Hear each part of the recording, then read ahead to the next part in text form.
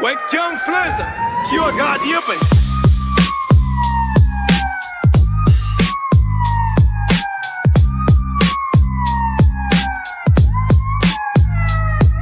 On that name! Put some respect on that name! Put some respect on that name! Put some respect on that name! Put some respect on that name! Put some respect on that name! From the academy grind to the final call, a thrill ride through the rise and the fall.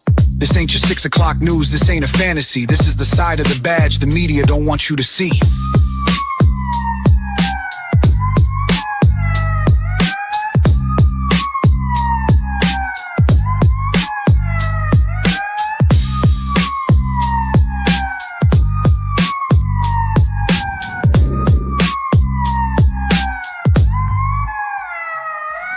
Law enforcement's favorite unk, the one they all salute. Coach Clee, the coldest detective to ever do it. With Sergeant B Safe dropping meaningful truth. They're bringing stories from the streets for the vets and the youth.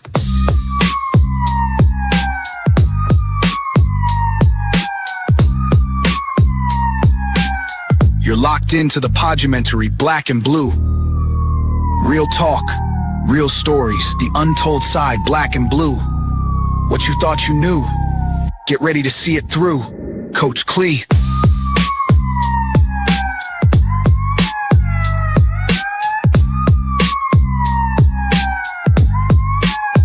Coach Clee.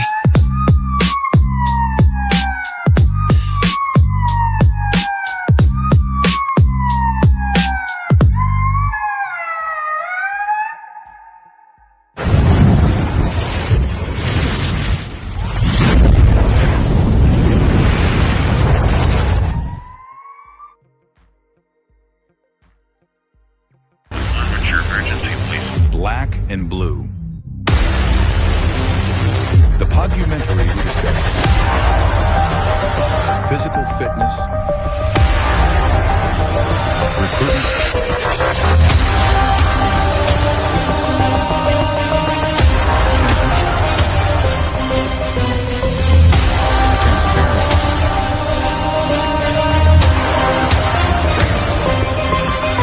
operational security and social pressures, public trust, and more. Body cam activated. Recording.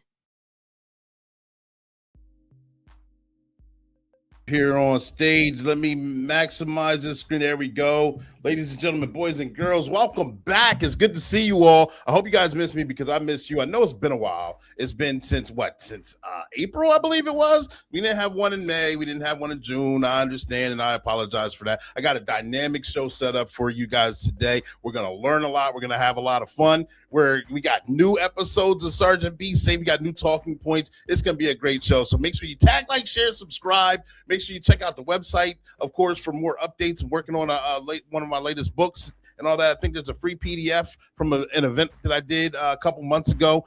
So make sure you guys check that out. I look forward to it. I want you guys to see all the things that are happening in the world of law enforcement, in the world of the community, in the world, just in the world going on, trying to entertain and educate, because this is the podcast. It's just for you. You know, this is Black and Blue. Of course, it's the podcast is just for you. It's a podumentary because we entertain and we educate at the same time. I'm your host.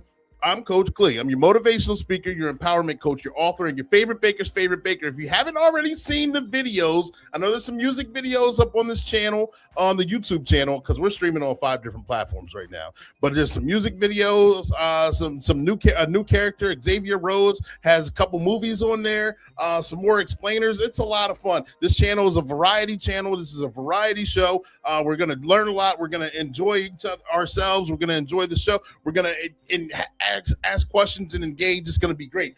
We go live now. It's recorded. I understand that.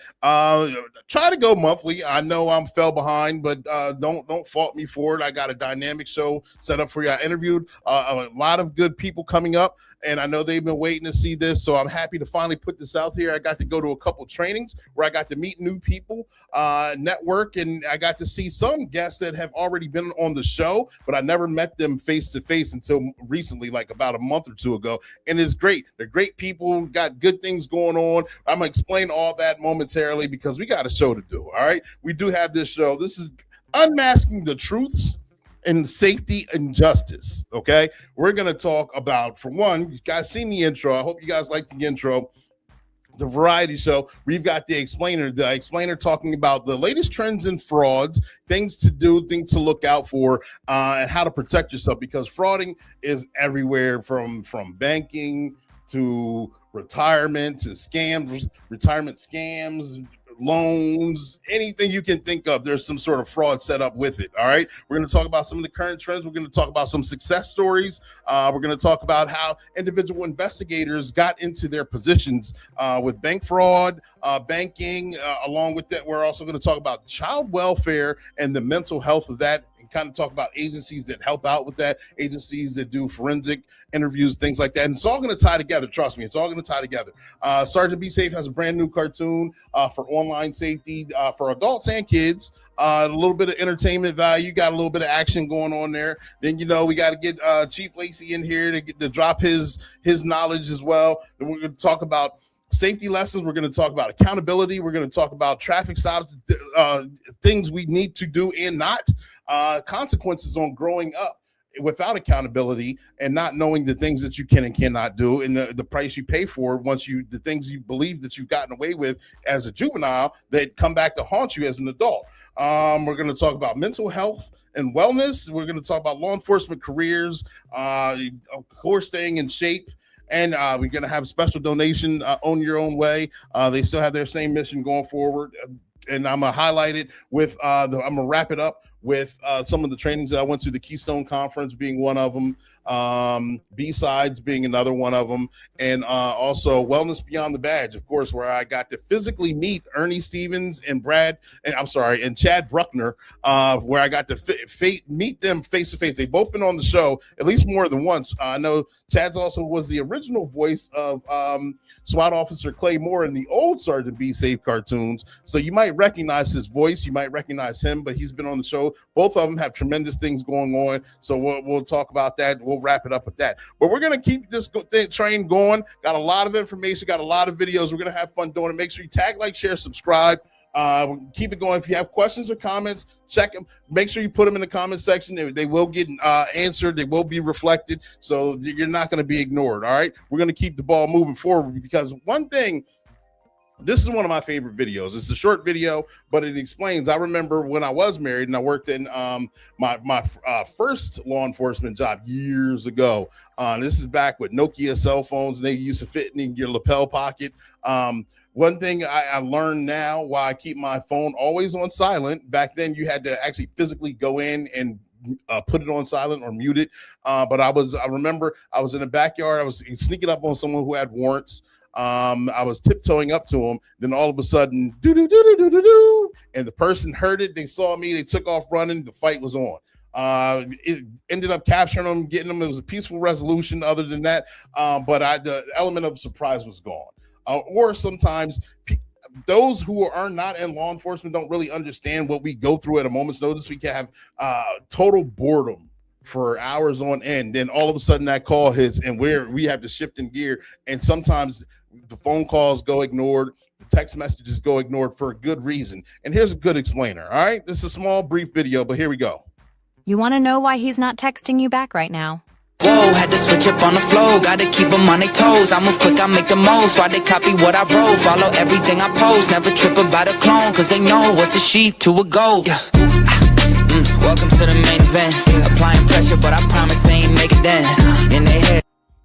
A little bit of Sergeant Be Safe right there if you don't already know, but it shows something always going on even when it's not. So therefore, a lot of times you can respond back with text messaging or phone calls, and other times you just cannot. Okay. All right. And a quick explainer there, but I'm gonna have the new guy, Xavier Rose. He's gonna head off this explainer right here, talking about the thin blue line and what it is. Here we go. Gentlemen of courage, let's talk. Look around this room. This is the line, the only thing standing between order and chaos. You know, in a world that loves to throw shade, where the job is grueling and the gratitude is scarce, remember this: you didn't sign up for easy. You signed up for necessary. You are the thin blue line. That blue is the courage that rises against the odds. The black, a tribute to those who paid the ultimate price. I see the weight you bear. I see the disrespect you sometimes endure. But let me be clear, your character isn't shaped by the loudest critics. It's forged in the silence, in those moments when you step up while others step back. Every single day you enter the arena. Dust on your faces, sweat on your brows, and yes, the blood of the brave. You hold the line. Be a lion, charge forward with boldness. Protect the innocent like your life depends on it. Be trustworthy. Your reputation is your gold. Guard it fiercely. Don't let a moment's lapse tarnish it. Be smart. Keep your head on a swivel. Go home safe every night, so you can throw the victory flare in the air. Don't let cynicism drag you down. You're here to serve, to protect, and to fight for what's right. So be brave. When you step out that door, carry your dignity high, and remember, stay safe out there. Keep the faith. Watch each other's backs. The world craves heroes. And guess what? You are those heroes. Be safe.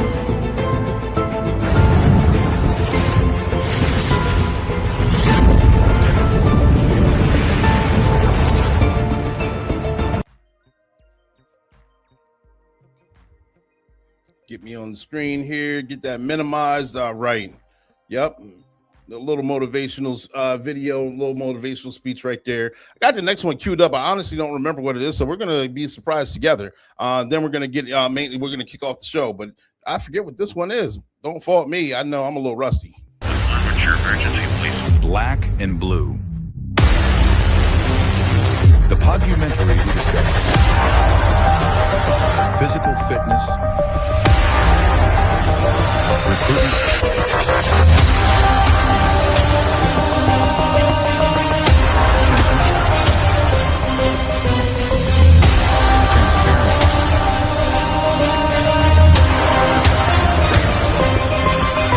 operational security and social pressures, public trust, and more. Body cam activated. Recording. All right, so I had that one queued up twice, but it's all right. It's good to watch it again. It's a good reminder. But like I said, we're gonna kick off the show right now. All right. So the first thing we're gonna do, I'm gonna introduce latest trends to fraud, a news clipping that I found, or AKA created. Gotta love AI. But a news information is going to be shared to kick off the show, to kind of get into what the investigators are doing now, a couple fraud trends that are already out there. You probably already know about them, and some things that kind of kick the show off. And we'll have the news report, then we'll have the explainer, then we'll get into some interviews. All right, here we go. Identity theft is evolving. In California, no one is safe from the digital shadow. Christine Martinez investigates how AI, now a weapon, steals more than just your password. I can create a realistic video of anyone. New apps generate counterfeit IDs.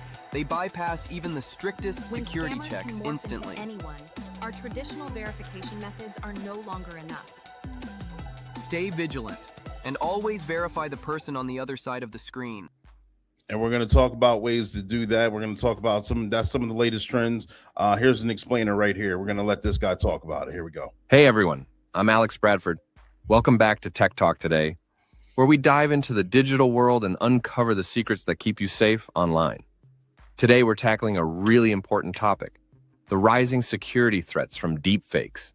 You know those AI-generated voices and videos that look so real but can be used for all the wrong reasons? Well, let's break it down.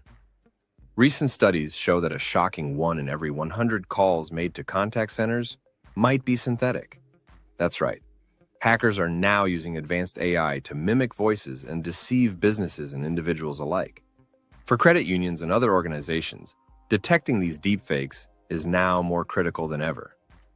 So, how can organizations fight back? Enter the new technology from VoiceGuard, a solution that helps identify manipulated voices, like those altered to steal your identity. This tech gives contact center agents the power to spot these sophisticated threats before they can do any damage. Imagine being an agent and suddenly hearing a voice that sounds just like your boss, asking for sensitive information. With VoiceGuard, agents get insights that alert them to potential account takeover attempts. It's like having a superhero sidekick on the job. But the threat isn't just limited to big corporations. Everyday individuals are also targeted, often without even realizing it. So, how can you protect yourself? Let's dive into the details. First up, we have the rise of romance scams. Scammers are no longer just using stolen profile pictures. They're now creating highly interactive experiences. With real-time face-swapping tech, they can hop on video calls, making it harder to spot a fraudster. And if you think insisting on a video call will save you, think again. These AI deepfakes can fool even the most cautious among us. And let's not forget family and relationships. Scammers often maintain long-term relationships using cloned voices to send personalized messages. It's a sad reality that many victims face, manipulation that leads to devastating financial losses. So, how can you stay safe? Here are a few tips. 1. Family safe word. Agree on a unique word with your loved ones for verification during emergency calls. 2. The hand check. When on a video call, ask the person to wave their hand in front of their face. Deepfake algorithms often struggle with that. 3. Out-of-band verification.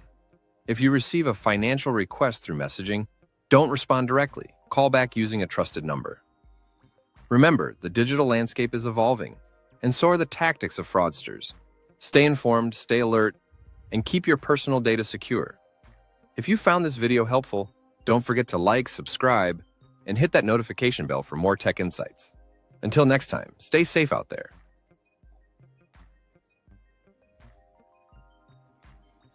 Like I said, it's a good intro and explainer of some of the things that we talked about in the Keystone Connection conference that I went to.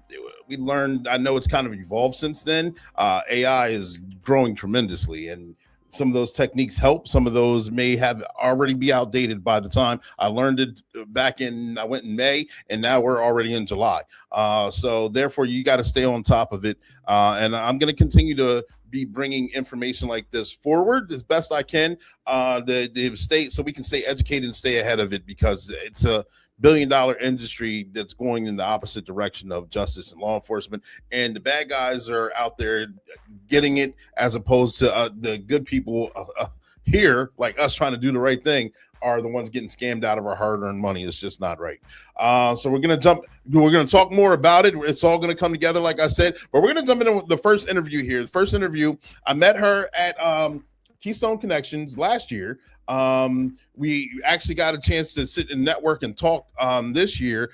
She volunteered to be interviewed to talk about her training and experiences on how she got into fraud investigations, trends that she's seen, things that she's learned. And it's not from a law enforcement point of view, it's actually a bank fraud investigator's point of view. So I'm going to let her take it away right now. Her name is Elizabeth Cackowski. Thank you very much for coming on the show. We're going to jump right into this interview. And so I am sitting here with Liz, and we are at the Keystone Connection. This is year number 2. Wow, this is the conference where law enforcement officers, where we have bankers, we have investigators, we have multiple facets of people, IGs, many different facets of people, all trying to come up with one solution for fraud. And before we get into it, I'd just like for you to tell us a little bit about yourself. Liz, can you tell us who you are? Yeah, so my name is Liz. I've been in the financial crime space, or the I've been in investigations for about 12 years now. Started off in retail banking. I always thought fraud was really cool, and I had kind of a nose for it. I used to catch fraudulent checks over the teller line. Talking to my customers, I uncovered some elder fraud. I always was able to see when something just didn't feel quite right. And so a position opened up in the security department, and my manager convinced me to go for it. And it ended up being the perfect fit for me. I mean, I absolutely love what I do. I happened to start in fraud at a very interesting time for the industry. I was lucky enough to get to basically write my own job description at that point. Oh, that's cool. Told me to figure out something productive to do with debit cards, and it happened to be a time when our area was getting hit really hard with skimming. So I really leaned into it. I read everything I could about it, and it turned out to be something I was really good at with the skimming investigation. Nice. So what have you learned from fraud early on that is beneficial now till today that you believe? One of the biggest things that I talk to people about when they're new to fraud is just learning how to really trust their instincts. Especially, I do a lot of frontline education. I like to talk to new people, especially when I was in banking, talking to the new tellers about fraud. And you can't always explain why, but a lot of times you know that something just doesn't feel quite right. And training people to trust those feelings and to kind of lean into it a little bit has been really good. And sorry for the background noise. Hopefully we'll take care of that. So we're at a conference right now. Can you tell us a little about the conference and how you got involved in it? So the Keystone Connection it's a joint educational and networking conference put on by the Delaware Valley chapter, which I'm the vice president of, and the Pittsburgh Metro chapter. And this is our 24th year holding this gathering for people from all walks of the financial crime landscape, whether it's banking investigators, we've got some AML people, we've got insurance, we've got lots of law enforcement, like anybody who has a hand in the financial crime space can come together to talk about what they're seeing, to share tips and tricks and to learn from one another and to build relationships, because a lot of times the success of a case at any level really boils down to the kind of relationships that you can forge, because you can get the information a lot faster.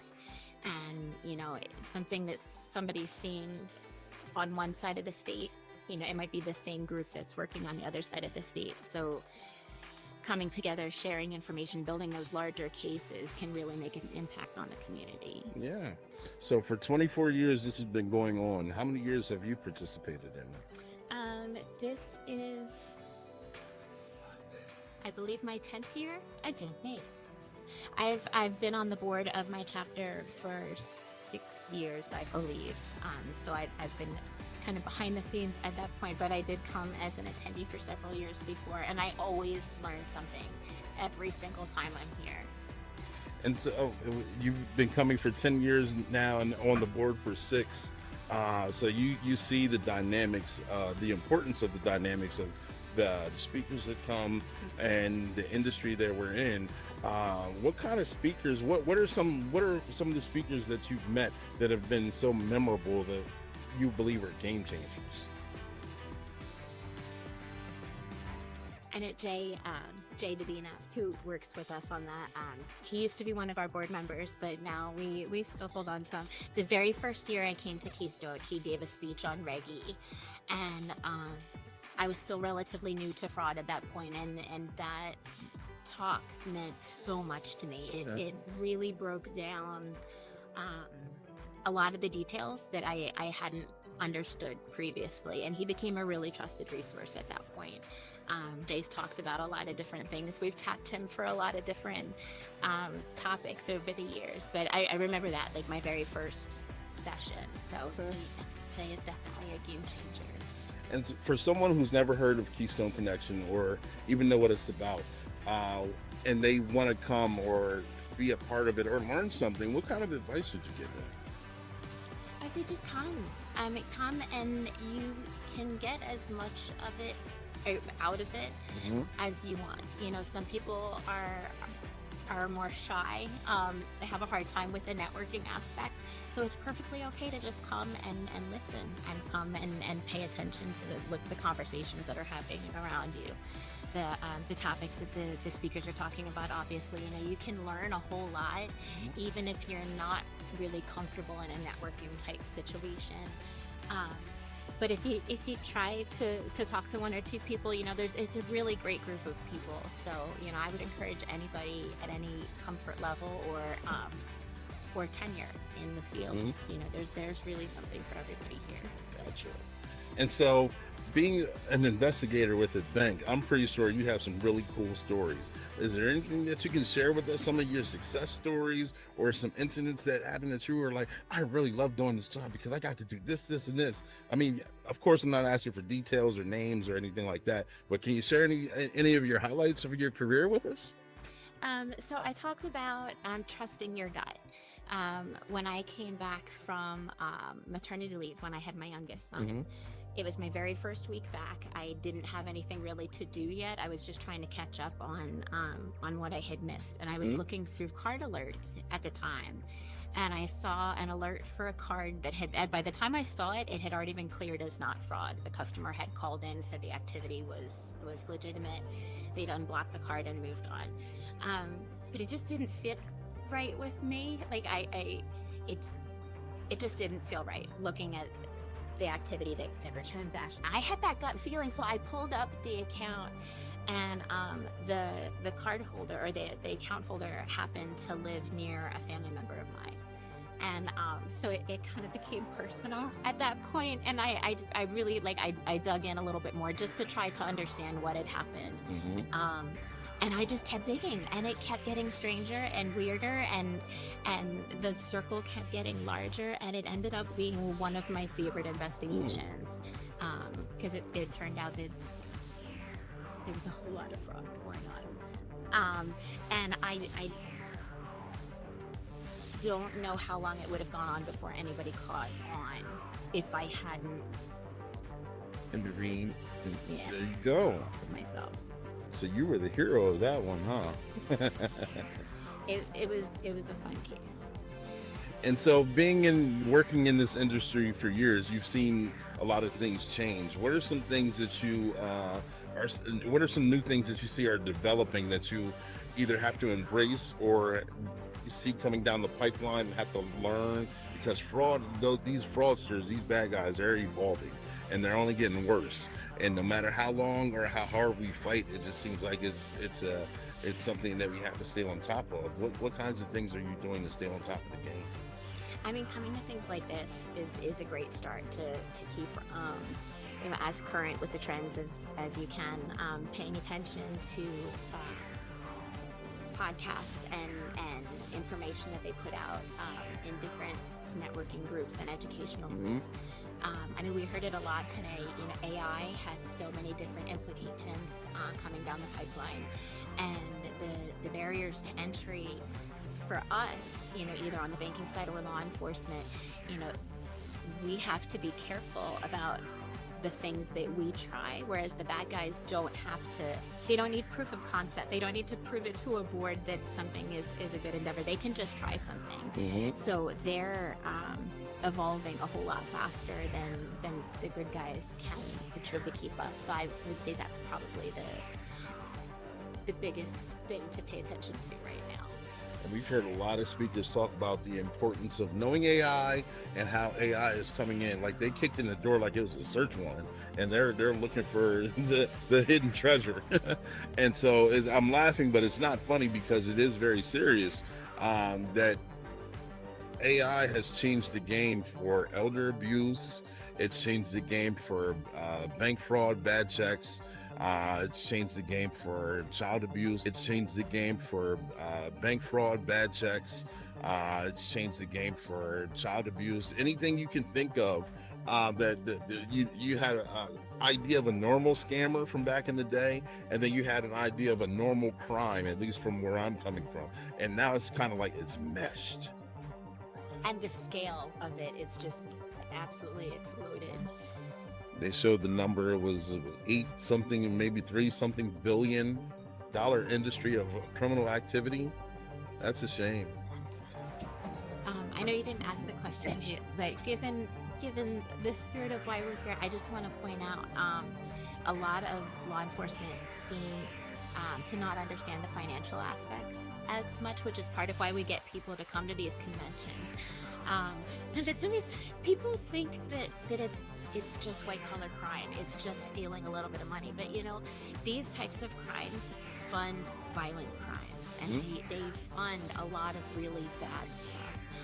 And you know, yes, it's not a violent crime happening in the banks or whatever, but for the families that it affects, it can be very violent in a different kind of way. And as I said, it's fueling a lot of things that people don't think of when they're like, well, it's just a check fraud. You know, financial crime matters. I'm glad you touched on that. You're absolutely right, because coming from a law enforcement background, I do kind of zone in more on violence, especially physical violence, and crime is slowly getting away from being more physical, or it's being more online. It's digital now, where you're being cyberbullied, all the different frauds and all the different AIs. And you're absolutely right, where it is financial crimes. And when I first started, you said, I'm gonna do financial crimes, I just said, that's boring, I don't want anything to do with it, leave that to the accountants and bankers and nerds. That's not what I'm about. But you're absolutely right, that it does fund all the other chaos and hell that other people are going through. Absolutely. And you know, some of the speakers that we've heard today have also talked about, you know, you follow the money and you might find your bad guys. So even if the financial aspect isn't your cup of tea, it can be a very useful path to follow. Yeah, you said that with a little attitude. I wasn't trying to throw shade. I was just younger in my career, but I see the benefits of it now, I really do. And you hit the nail on the head. And so through the course of conversation, let's just say in a perfect world, in about 3 to 5 years, where do you see yourself in this aspect, as far as either Keystone Connection, banking, fraud, investigations? In a perfect world, what do you see yourself, and what would you like to be doing? I love the fraud space. I think it's absolutely fascinating, and I love having the opportunity to make a difference. I don't know exactly which path that will take me. You know, a lot can happen in 5 years. A lot's happened for me in the past 5 years. But I know I will be still in this space, because it's something I truly believe in, and I learn something all the time. Right. Thank you. So the course of conversation, again, one more question. I'm not going to hold you anymore after this. Is there anything that I forgot to ask, or anything else that you would like to touch on, or is there any bit of advice that you would like to share with the world right now? The floor is yours. Oh man, no pressure.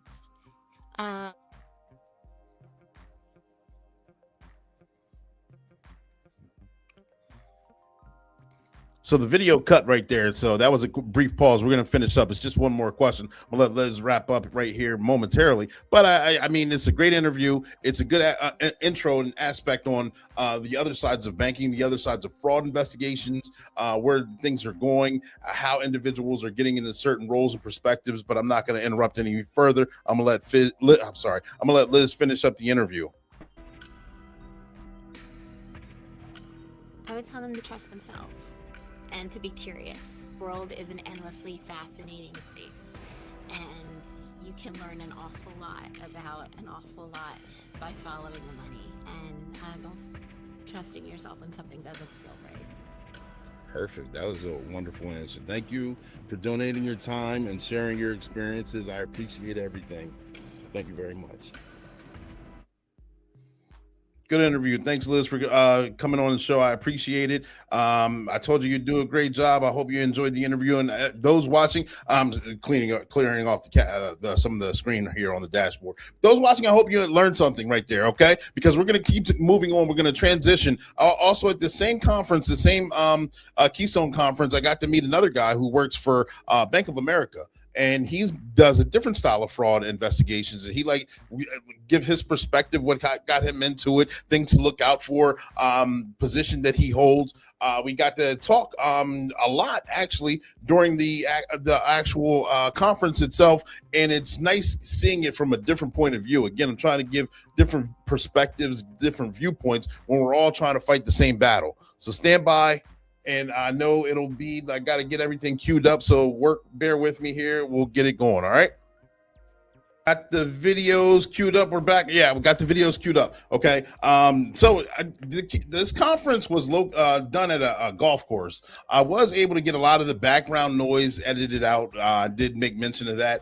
That there was a lot of background noise, and some of the clips that were edited out, there were people walking around in the background, and it was after the actual conference was going on, so you could kind of understand people were having a little fun. They were out playing golf, they were out being loud, enjoying themselves. But I mean, no fault to them, and they didn't know an interview was going on, but some of the stuff didn't need to make the interview. So therefore, it's a beautiful background, as you can see, and there might be some clips that may have jumped ahead a few.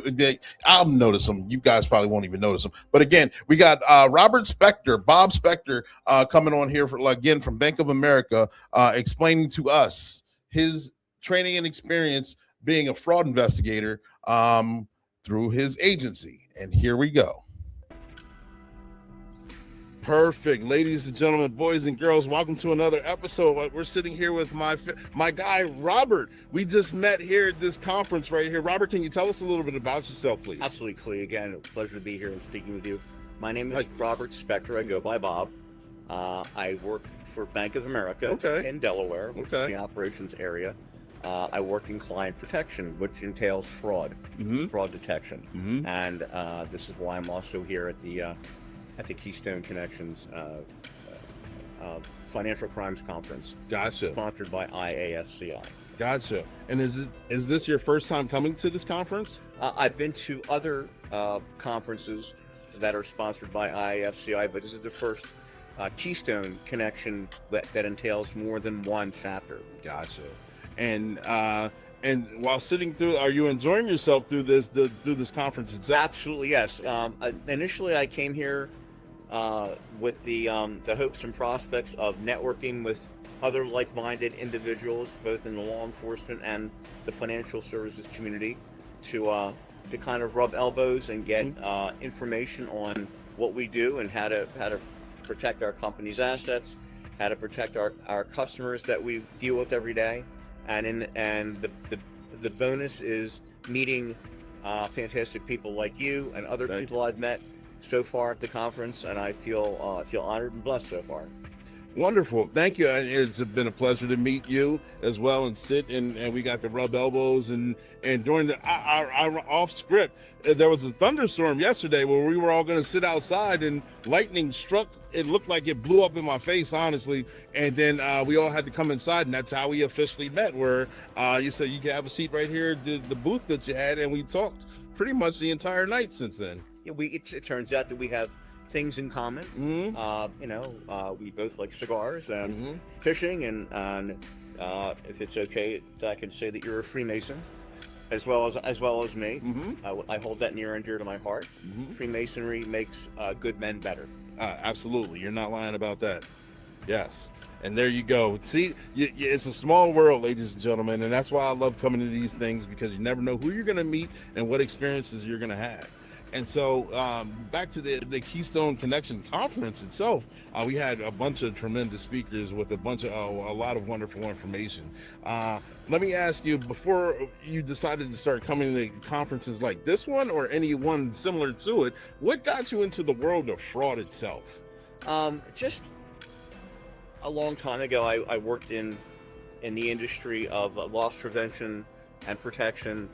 And I guess when technology was catching up with the financial industry, I was finding that there was a bad element out there that was trying to leverage the bank's assets. I wanted to make sure that where I did my banking, my assets, whatever little or much I had, is protected. Yeah. And then I realized, and I went to school for criminal justice, and it kind of gave me a segue into different aspects of that I actually wanted to be a policeman forever. A couple police tests, found out that maybe that wasn't the right path at the moment. So I wanted still to do something that would satisfy my passion for helping people.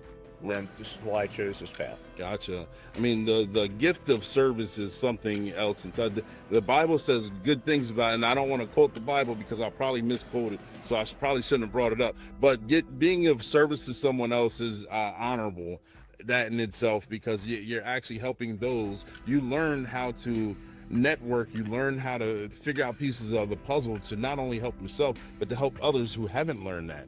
And it gives you a sense of pride to actually give something back to any kind of victim, whether it's financial crime, physical crime, some sort of trauma, things along those lines. Yes, absolutely.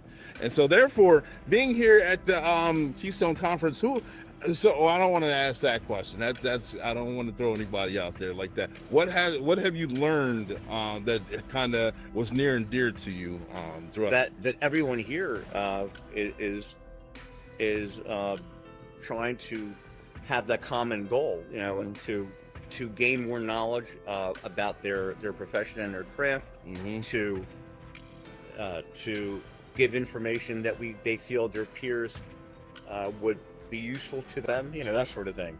And they're not pushing their agenda on people. They're just giving a gentle push, or a gentle, here, this is what I do. Yeah. Maybe this will help you in your quest to make your job better or easier or more efficient, that sort of thing. The fact that we network with law enforcement on the local, state, federal, and international level at these conferences, and the law enforcement community is also relying on us in the financial services industry to garner information that they may need on an existing investigation. And maybe we're doing the same thing and not you don't even know. This is the perfect vessel to do it. Yes, I agree. Networking in itself is one thing, but then it's funny how all the speakers or what I can remember from all the speakers, and somewhere in their speech or their presentation, I should say, they've all said communication, information sharing. We're all in the state of Pennsylvania or nearby. We're all in a certain hub. And being in that certain hub, if we share information, we're probably going to learn about a lot of the same people that we're all dealing with, and we could actually do more damage to them instead of letting them win. Yes, absolutely. Yeah, this is the first conference. First of all, it's a beautiful location in State College. Yeah. This Wyndham Garden State College, a former it's a golf course and a resort and a meeting place, and they're very accommodating, and this is the perfect venue for specifically what we need. Yes. So let me ask you this: in a perfect world, in about 3 to 5 years, where do you see yourself as far as in fraud or investigations, or where would you like to see either this conference or yourself with your agency moving forward to be more beneficial? Well, for me personally, in 3 to 5 years, I'd like to be retired, but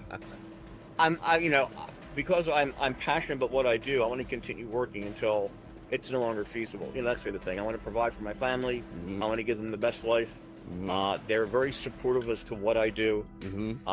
But regarding your question, in 3 to 5 years, I want to be able to make sure, if I'm still working at Bank of America, that we're embracing the tools and resources that are available to us through technology, through AI. That's our say, to help in our fight for against fraud. I think that's everyone's wish here at this conference. I agree there. What are your favorite kind of cases to work at when you do investigations? Where does your passion come from? Forever I did external deposit fraud. The financial crimes that I had passion for was forgery and counterfeit investigation with bad checks, counterfeit or alter. I'm a very physical, hands-on person. I like to be able to feel and see the document or see the instrument or the item that's presented, and know that it's either it's either real or it's counterfeit, and some are really, really good. The perpetrators can put out a really good, convincing item, and then others just go through the motions. So you can tell. It's kind of humorous when you see a counterfeit check that's really bad, and then you also have that feeling of angst when you see a counterfeit item that looks and feels like the real thing. Yeah. So you're on to something. So you want to make sure that you have the tools and resources available to detect it and prevent it from impacting our customer. So how do you believe or think that we can be more impactful to our customer, our client, our victim, whatever words you want to use to fill in the blank? Communication is a two-way street. Not to be cliche. We need to be mindful of what the customer is telling us about what their fears are regarding if they were already compromised, right? To make sure it doesn't happen again. We want to make sure that we're leveraging education that we're getting through our employer. If we have the availability of taking classes or having experience in a product that we are not used to, right? To be more well-rounded, I think it was what I'm looking for. That way, we'll have all the ammunition necessary to combat fraud. Gotcha. Good answer. It makes perfect sense. And you're right.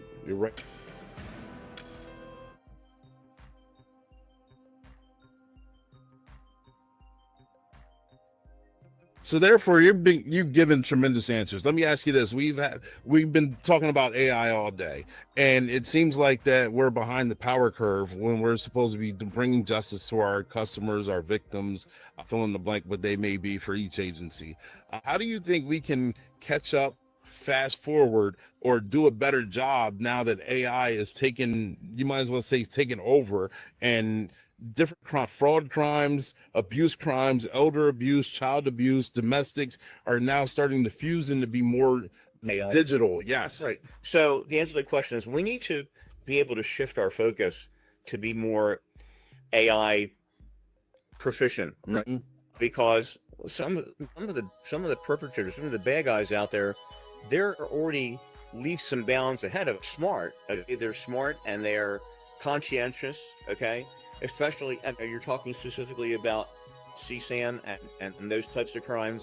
The last thing on earth that these perpetrators want to do is get caught. So they're going to be very forthright in trying to conceal their identity by any means necessary, electronic or otherwise. So you can be rest assured they're not just any dumb Joe. They're going to be smart. They're going to be educated, unfortunately, and they're going to do their best to keep 3 steps ahead of law enforcement. We need to step our game up. The one speak I found it shocking about insurance fraud and insurance claims on how generations see certain insurance claims or possible fraud as different. Where if I got into an accident, I'm going to take accountability, and I was driving the car. I meant to turn right. I meant to use my turn signal, but I didn't. And ironically, I pulled into the back of this car that was stopped at whatever the issue is. And now the speaker presented that the younger generation doesn't find fault or find it at all a crime or anything wrong with saying, yeah, I ran into the back of this car, but I'm going to say my little brother was in the back of the car with me because he needs to go to see the doctor too, or he needs to get for kind of insurance payout that they're going to pay.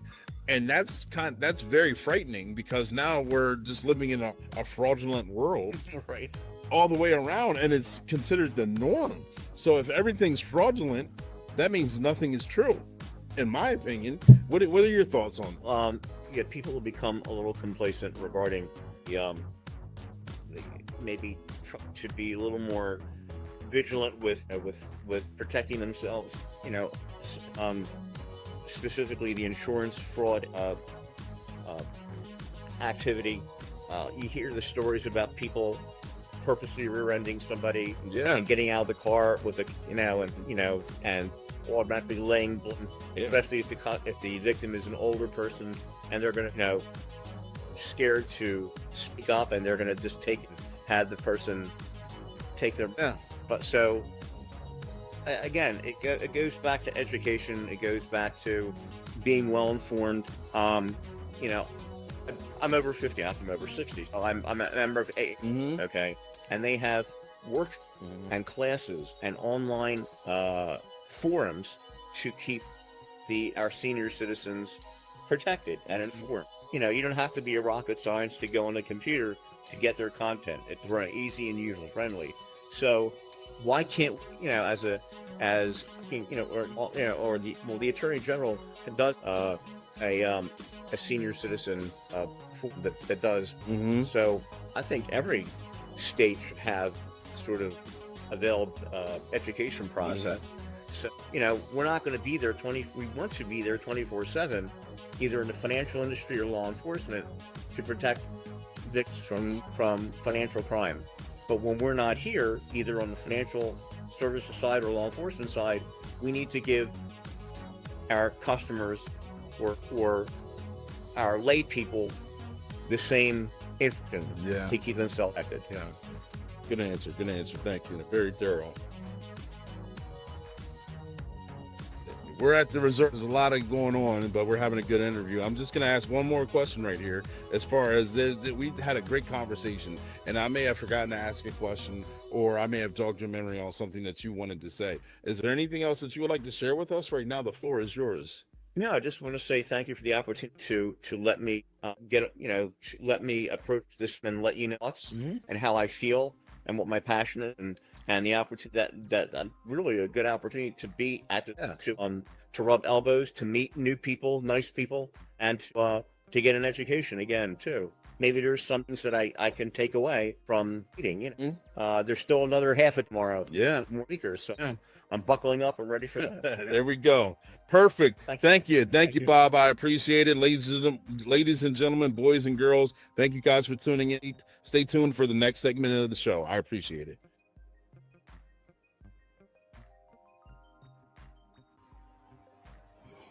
And we're back. I had to make sure that that we're back on. Thank you, Bob, for that, for coming on the show and explaining all that great information and letting us know a little bit about you and your background. It's wonderful information.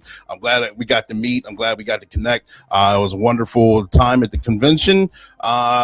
And we had a good time at the conference. We were at the golf course. You can see people walking in the background behind us. I did have to edit a couple things out.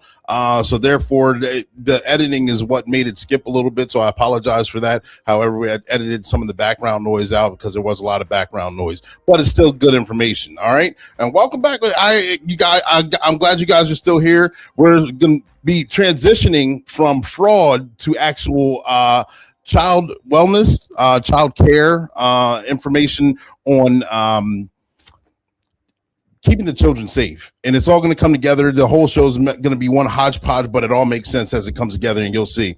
You know, we're talking about child welfare. We're going to be talking about the mental health and wellness on child welfare and things like that. And individual who we got to connect also through work very professionally. She's working on her own project. I got to bring her on the show and interview her. It's going to be a two-part interview, and I hope you guys enjoy it. It's going to be a lot of good information. So therefore, I'm going to just go ahead and digress so I can bring her to the stage. Amy Bitner. I'm going to hear their videos queued up. Amy Bitner, ladies and gentlemen, boys and girls, we're going to learn a little bit about her. We're going to learn a little bit about some of the things that she's doing, some of the things in her past, some of the things that she's looking forward to working on, okay? So without further ado, I'm going to bring her to the stage. Thank you for making yourself available to come on the show. And ladies and gentlemen, I know I'm not on screen, but I have a special guest for you, and I'm glad that she's here. I just got done doing an interview with her on her behalf. And now it's my turn to actually put her in the hot seat. So Amy, can you tell us a little bit about who you are? So my name is Amy. I have worked for 20 years in juvenile justice for a neighboring county. I was able to retire from that job and recently took a position about 2.5 years ago working in a CAC for child investigations for children and families who have been through traumatic events, through child investigations, abuse, witness to violence. Gotcha. Yes. And so, for those who are watching, some may be aware, know exactly what a CAC is, and others may not. Can you explain? Just you touched on it a little bit, but can you explain exactly the benefits of, or the purpose and the benefits for having a CAC or the CAC position in itself? I guess I should say. Yeah. So the CAC model started in the 90s, where there were a lot of abuse investigations, and they were finding that children were having to be interviewed by multiple members of different agencies. Now we refer to them as multidisciplinary teams. So there are 7 of the multidisciplinary teams. So you have law enforcement, children and youth, the district attorney's office, there's a medical component, forensic interviewers, victim advocates, and mental health. I think that is all of that I am sharing. But prior to the CAC movement, a child and family might be interviewed by 7 different multidisciplinary teams at different times. So the point of the CAC is to provide that neutral space for children to come in together and investigators to collaborate and do a more comprehensive model of investigation. So when they go to a CAC, the child will be interviewed by someone who is called a forensic interviewer and who go through extensive training to learn that process of being interviewed, at which time the different agencies are observing them. So that could be law enforcement, children and youth, and a representative from the district attorney's office. That is recorded and can be used later as evidence in criminal prosecutions. So through the CAC, they're also given the opportunity. Some CAC, they're a little bit different models. The CAC I'm familiar with has a medical component within the CAC.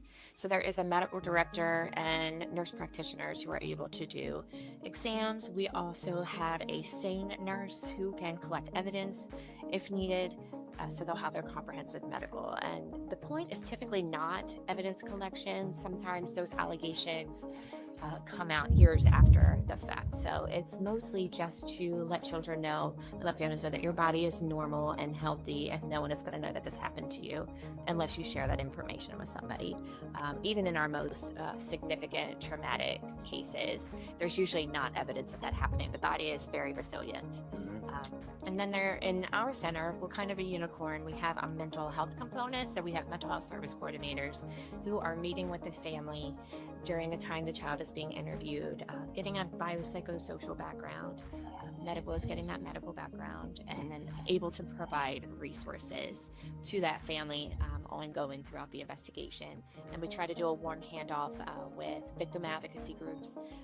The YWCA is a huge one in this area, and Office of Victim Witness can help through the criminal prosecution process. So it's more of a comprehensive approach to child abuse investigations. What we have found in the research is that investigations that go through a CAC are more likely to end in a prosecution versus the original model where there's various different interviews and whatnot. So although that's not the intent of a CAC, it's definitely one of the benefits. Also, another benefit is just that holistic approach, approaching the whole family, making sure that everybody is getting the services they need. The CAC that I work for also has trauma therapists on site that can see families. That is all grant funded. Nothing is going through insurance. We do try to eliminate some of the barriers that keep people from coming to a CAC. Although our hours are not always accessible for some families. You know, we're working 8 to 4:30 typically. Some people need that in the evenings. Is it a matter of, am I going to miss work today and miss a paycheck today versus taking my child? But the agencies work together. Sometimes CYS can transport a child, sometimes a family member. We do offer ride shares to and from, and that's for the appointment, also for therapeutic services and whatnot. We're also able sometimes to provide food boxes and resources to food banks locally, also hygiene products when families need it. We do see a lot of teenagers, so when they talk to our medical professionals, sometimes they're asking questions that have nothing to do with the reason that they're there in the first place. So they can ask questions about healthy relationships, some safe sex education, providing birth control, condoms, those things. So we try to be a one-stop shop and meet that family where they're at. Make sure that they're getting the support and services that they need through the CAC. Beautiful. That was a great answer and a great summary. Thank you for you touched on all the points right there. I appreciate that. And like you stole the words from me. It sounds like it's a one-stop shop, and it's good to be that way. It's very convenient. I know while I'm learning the process of doing the investigation, like we talked about before, for child abuse and things along those lines, and coming from the patrol mindset, it's get all the information that you can right there on the scene. If you get an allegation like this, we were taught to get as much information, to get as much evidence, to interview, get written statements as much as you can on the scene. And it's for me, it took a while for me to get out of that routine and learn how to just get minimum facts and actually set the stage up for having the forensic interviewer do their thing. And having that set up like that is worked wonders for me, just because of the comfortability of the juvenile, the child, whatever the offense may be. It's in a more comfortable setting. It's not having someone in uniform standing over you, probably looking for the next call or coming from another bad call, or just not being able to have good rapport or connecting with the child well. Right. And I think there is still some buy-in needed from different NDT as far as, because in your training, I'm sure you're told, get all the information you can, the who, what, when, where, why. And for children, we look at the disclosure as a process and not an event. So we do a lot of education too, as far as being trauma informed and child centered. You know, we try to dispel some of the misrepresentation of a sexual abuse allegation, to also with, you know, small children who definitely don't know time frames and whatnot. And also some of that stigma that comes with it, like, what were you doing? Were you intoxicated? Those are the type of questions we're trying to avoid, which allows a forensic interviewer to go in and ask them appropriate, age-appropriate questions. But also, sometimes we see law enforcement say, like, hey, well, they added here or they changed the story here. And if you think about trauma and even some of the events that you've never been through, when you are out of your frame of tolerance, your window of tolerance, sometimes you're remembering things, but you're not remembering it in a linear fashion. So it's not this happened and then this happened. Sometimes you're remembering the end, but then you're remembering an antecedent, like, oh, but I had met this guy online. We're seeing an increase in online crimes occurring, you know, in chat rooms, Snapchat, even video gaming. But, you know, we really try to educate our NDT as far as what trauma looks like and how that process happens. And again, it's not, this is where we met and then it went. It's usually here and here. They're like, is that a change of the narrative, or is it just adding to it because you're remembering different things? Again, not being in that window of tolerance where those things are happening. Also, trying to match a child with, we have mostly female interviewers, but sometimes kids are more apt to talk to a male interviewer, so we offer that as well. You know, trying to meet that preference. Absolutely. So we try to take a lot of things into consideration, but it has seemed to be like a more seamless process. Gotcha. Thank you for that explanation as well. Let me ask, from your training and experience dealing with trauma and children, and things along those lines, has there been any success stories that you've got to witness, or has there been, why I ask this, because I've seen children grow up that I've dealt with as with law enforcement officer, then they come back as an adult and sometimes they're unrecognizable. I don't even remember who they are, and they're saying, Officer Tillman, such and such, you remember this, you did this, and you said something to me, or you helped me through this process, and now because of that, I went to school, I graduated, whatever the success story is. Have you had any success stories that you can share with us? Yeah, so success looks so different in all the different careers that I've been in. But when we look at the CAC, we're looking at the justice process and also healing process. So it's two processes happening simultaneously. We start our mornings with a online virtual huddle where everybody who's working talks about wins for the day. Sometimes those wins come in the form of an alleged perpetrator who finally went to trial, and there's been success in the justice system as far as either a plea or being found guilty of something, especially when we see an alleged perpetrator's name over and over again in our investigations, or stories that are in the news, and you finally have a prosecution and a conviction. What I love about our morning huddles and our wins are therapists who see, because the therapists that we have on site only see clients who come through the CHC. So they'll talk about, a child who came into therapy who did not want to talk about what was happening, didn't want to use the correct anatomical names for parts and things. But when they start their trauma therapy and they get to their narrative practice, they're starting to talk about it and starting to process that and start to feel better. And they're like, oh my gosh, like 6 months ago, I wasn't even able to say this out loud. And here I am sharing everything that happened with less trauma response. I'm having better relationships with my parents, having better success in school. So I think those are the wins that we like to see. So they are few and far between, but they mean the most. They're worth it though. Yeah.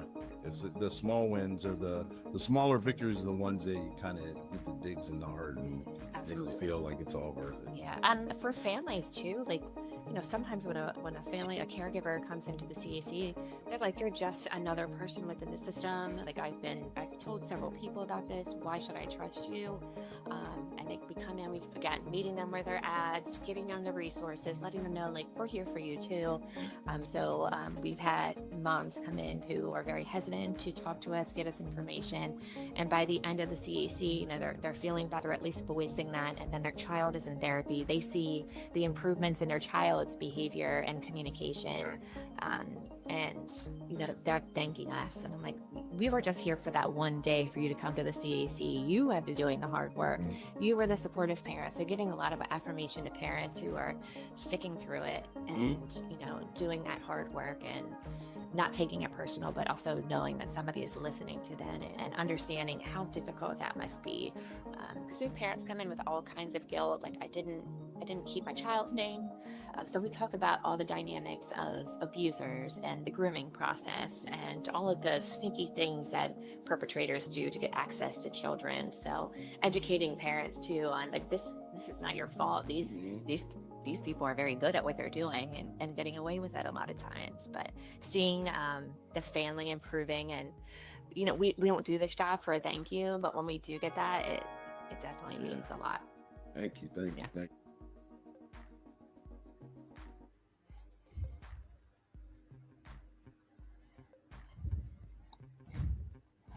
And let me get it set up here. We're going to move to part 2 of that interview. Good job, Amy.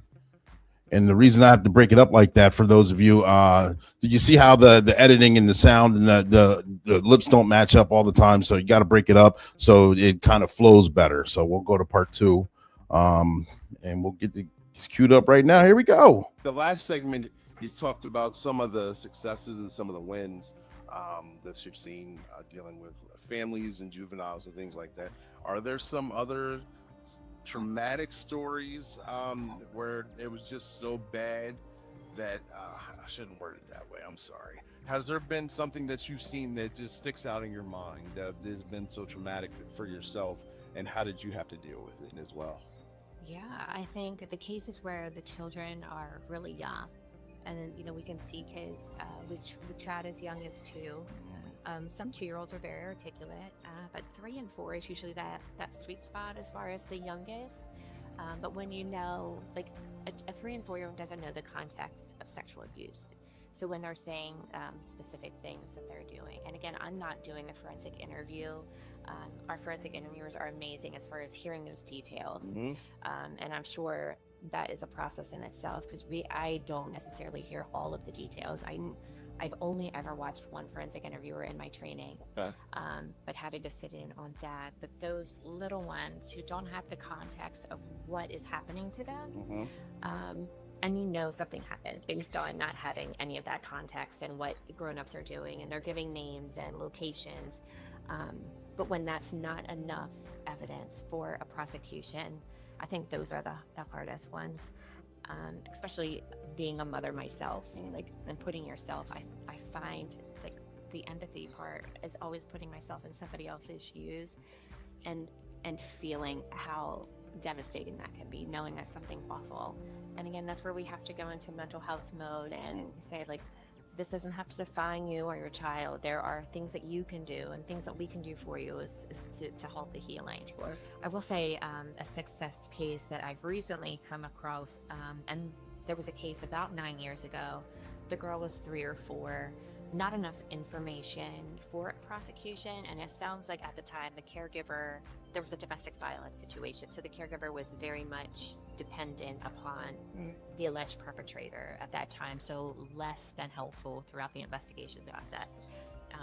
That young lady has since gone through therapy. She's a young teen. Through her therapy, she's come up with the words and articulated it, and that prosecution was able to be reopened. Okay. And I've seen the victim advocate from 9 years ago and the detective from 9 years ago were able to reconvene on that case, and I know that that is a rarity.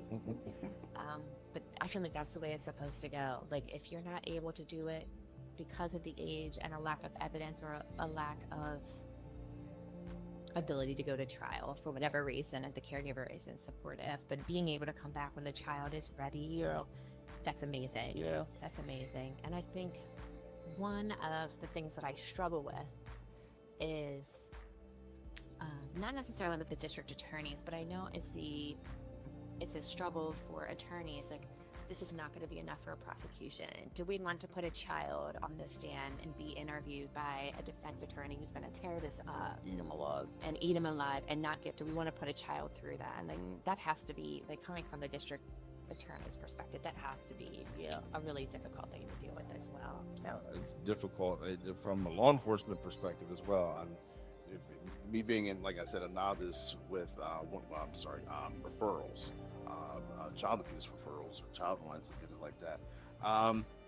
To actually hear some of the allegations and get both sides and doing the interviews and actually taking it and finding that it's very surface level, and there's no way to get more information or more evidence, at least from our investigative skills at this point in time, and then to have to table it or close it out when you know there possibly could be more.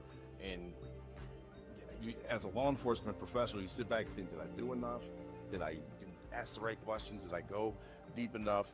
And then you want to go get justice for the person, the individual involved that's been wronged, but then you want to come with a side of the case as well, because you only get one shot at it. And if you fumble the case, then that'll be 2 injustices. The victim will be victimized twice and will not be able to get any kind of justice unless something else happens, and that's what we're trying to prevent and avoid. So it's frustrating that way as well. You kind of walking in blindly and trying to put the pieces together. You want to put the piece the best way you can for that person, and not knowing the full situation and learning the situation as you're doing the investigation. It's hard work. Yes, it is. Yes, it is. But it's necessary. It's with all the trauma in the world, with all the injustices, especially like we were talking about online with Roblox. One of my first cases was a teenage male who was athlete on Instagram, was flirting with a female, or so he thought, and then they were sexting each other. And then after that, once he sent his picture of him naked, that he was held ransom for, and so he was sending gift cards and other money until he ran out of his money, and he had to go borrow money from his mother, and that's what started the problem. What do you need this money for? Where's this going? What's going on? And then he had to tell mom what was going on, where he was being scammed, because he didn't want to be embarrassed and have this scammer send a picture to his entire team and his school and be embarrassed that way. I'm like, wow. Absolutely. And we've seen several cases like that, and there's one that sticks out specifically to me. It was an Asian family, and pride and having your parents be proud of you is such a part of that culture, which is why we see such high amounts of suicide attempts when that happens with exploitation cases. So I think it's so important that, and I don't know if law enforcement is doing this or not. I know we would love to do more of this. There's not always time and resources, but going into schools and saying, if this does happen to you, like usually somebody who's extorting, like a teenager, they know they're not going to get a lot of money. So on their end, they're like, I'm just going to move on to the next one. But on the child's end, this is the worst thing that's ever happened to them. They're risking humiliation and embarrassment among friends, but add that to a family who's very much about pride and making your family proud, and those feelings of now I have to end my life. Like that education is so necessary, and prevention education for that. Yeah. Yeah. You just gave me an idea, honestly. We're going to talk that. Oh, yeah. But cultural humility is so important in both our businesses. Like, again, meeting families where they're at and understanding that cultural component as well. I know you'd interviewed your one colleague from Nepal, and just the difference in arrests for DUIs and the different stance on domestic violence. Like, that's so important when we're going into these cases and having that knowing going in. It is. It's very important that the rapport building and the prior knowledge is amazing. Instead of coming in, like I said, blindly or just kind of piecing it together, like you reference Pima's interview, and he was talking as in when he was able to talk to his elderly person in his native language. We thought that the family was moving away from her, she was going to be homeless. When he explained, no, you're moving out of the apartment, you're moving into the house, but they can't get out of the apartment because you refused to come out of the room, and explain it to her. And when she understood, she felt relieved. She gave up no more problems. She even praised him on being a police officer for the department. And we're thinking like, yeah, woman, you're about to get evicted, like it's time to go. And she was refusing, and now it could have turned into hands-on, it could have turned into a trespassing. I'm thinking larger, but something from just a misunderstanding and communication. Yes, communication is key in both jobs, in all of them. You see communication so important with our families, with our forensic interviewers, with the medical providers, with the DI, with the families most importantly. And just, what are your preconceived notions coming in? What are you worried about? Like, we are here for you, and I'm kind of always knowing that. And again, having families who've had bad experiences with the different agencies and letting them know, like, we are the neutral space for you to come. They don't always trust that, but we hope that we are showing that and demonstrating that in how we conduct business. Gotcha. Thank you. So let me ask one final question here. I don't want to monopolize your time too much. I appreciate everything that you've done today. In a perfect world, in about 3 to 5 years, what would you think your end game goal would be for yourself in dealing with any kind of child advocacy or any way of helping society or helping the public? Where do you see yourself? What do you see yourself contributing to and making a change, or being the cog in a wheel for a better society? Well, what a minimal question to have. Resources. We always need resources. We are always looking to donations of hygiene products, resources. If we had an unlimited budget, a lot of families that we see don't have insurance, or between jobs. If we could make sure everybody who wanted services was able to get them. If we could be a one-stop shop too, and have victim advocacy, and there are CACs that have everybody under the same roof, that would be amazing. So if you need victim advocacy, we're going to show you how to fill out a SNAP application, how to get a PFA, how to talk to the district attorney's office about what the family wants, because sometimes prosecution is not what they're looking for. They just want whatever happened for somebody to be accountable. So if we could just, and I think prevention is so important. It just seems like these crimes are getting more sophisticated, and we are trying to get ahead of them. And I know you have, task forces that look into child sexual abuse materials and exploitation materials, but it seems like they're always a step ahead. But with an unlimited budget and resources, like, what could we do technology-wise? I know AI gets a bad rap, but what could we do with AI to get ahead of these, or have somebody that can go out, find the IP address, and get the bad guys? Yeah, I think more prosecutions, just more accountability, prevention, and education. I think a lot of times abuse happens in our minoritized and marginalized families who don't have resources, but also that cultural humility piece of, was this discipline? Did it go too far? Absolutely. What can we deter them from going into the criminal justice system? Because we do see a lot of families that want to remain intact, but I guess in the short, the answer is meeting the family where they're at, asking them what it is that they want to see as the outcome, and making sure that that happens. Thank you. Thank you. Yeah. Appreciate You it. touched on something real quick. I'm sorry. I know I said but you touched on something as far as AI, and I'm actually going to a training tomorrow, and I'll be gone for most of the week. Where it'll be my second time going to this training. It's Keystone Connections, where they're giving. So there's going to be different speakers. There's going to be up-to-date training on new AI, mainly for frauds. For banks or financial frauds, or I always draw a blank. I'm sorry, I hate that. For identity theft purposes, is what I'm doing. Things like that, but it all is one big circle, because I'm learning about AI. I'm learning about different tools with AI. I actually have fun with it on social media, and I use it for the podcast here. You guys see a lot of the AI as well, but I'm using those apps so I can learn from them. So actually, when I go to the conference, I could be of value, and I can see what the trends are as well. And a lot of the trends that I see are for fraud and for identity theft. They also go with a lot of sexting, or from human trafficking. It's all one big circle for the fraudster, where they know how to develop a humanoid looking person that you believe is real, that you may be on the phone with, that actually can have a conversation with you in real time and answer you in real time, whether it's text or whether it's voice. And you don't know it's a total fake person or a total fake entity, and it's setting you up either for the trafficking yourself, for the money, for whatever they're trying to gain. And there's one agency out there. I interviewed them last year, Pax Rana. I hope you're watching. I hope I get to see you again.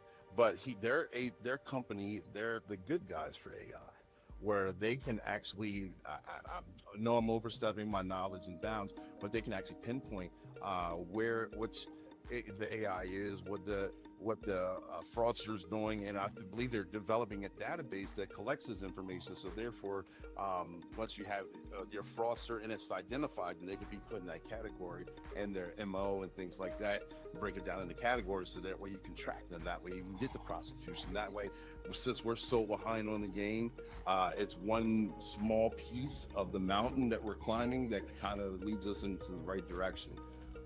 And I love these conferences, because last year this time, the AI was very primitive, at least the ones that I was using. The ones I'm using now is advanced, so I can only imagine what the bad guys are using. Right, absolutely. And one thing to keep in mind, and I was just at, it was supposed to be a comedy show. It was Josh Johnson. I don't know if you're familiar with him. He's been on The Daily Show. He does a lot of political commentary, but in his stand-up, he talks about AI and how, I guess, OTs, like us, we see AI as something other than, but AI is all generated from humans and the things that we have done. Like, there's nothing beyond what a human has put into the internet and all of our systems. So it's not something that we can get ahead of, but there are smart people who are generating this stuff too. So I'd love to hear that there's good guys in it. But it's scary to OGs to think, oh, this is something I don't even know what it is, but it's all human generated. It's all human knowledge, and education is so important. Yes, and I feel like if we're gonna get ahead of it, we have to. We'll catch up, and then they'll pivot. Bad guys will pivot, and we'll catch up again. No, it's the nature of the beast. Right. Yeah, just advancement and tech, and see what happens. I'm interested in seeing the new developments, and seeing how it's gonna transcend, and how it'll catapult us forward. I'm excited. Yeah, absolutely. Me too. Well, Amy, I appreciate your time and coming on the show. Is there anything else that I may have forgot to ask you, or anything that you wanted to touch on before we wrap up? Well, I think we talked about so much, but I'm happy to come back again and share. That's what I'm talking about. Okay. Perfect. Thank Well, you. thank you for coming on the show. And ladies and gentlemen, we will continue on with the rest of the show. So we will see you later. Happy good on.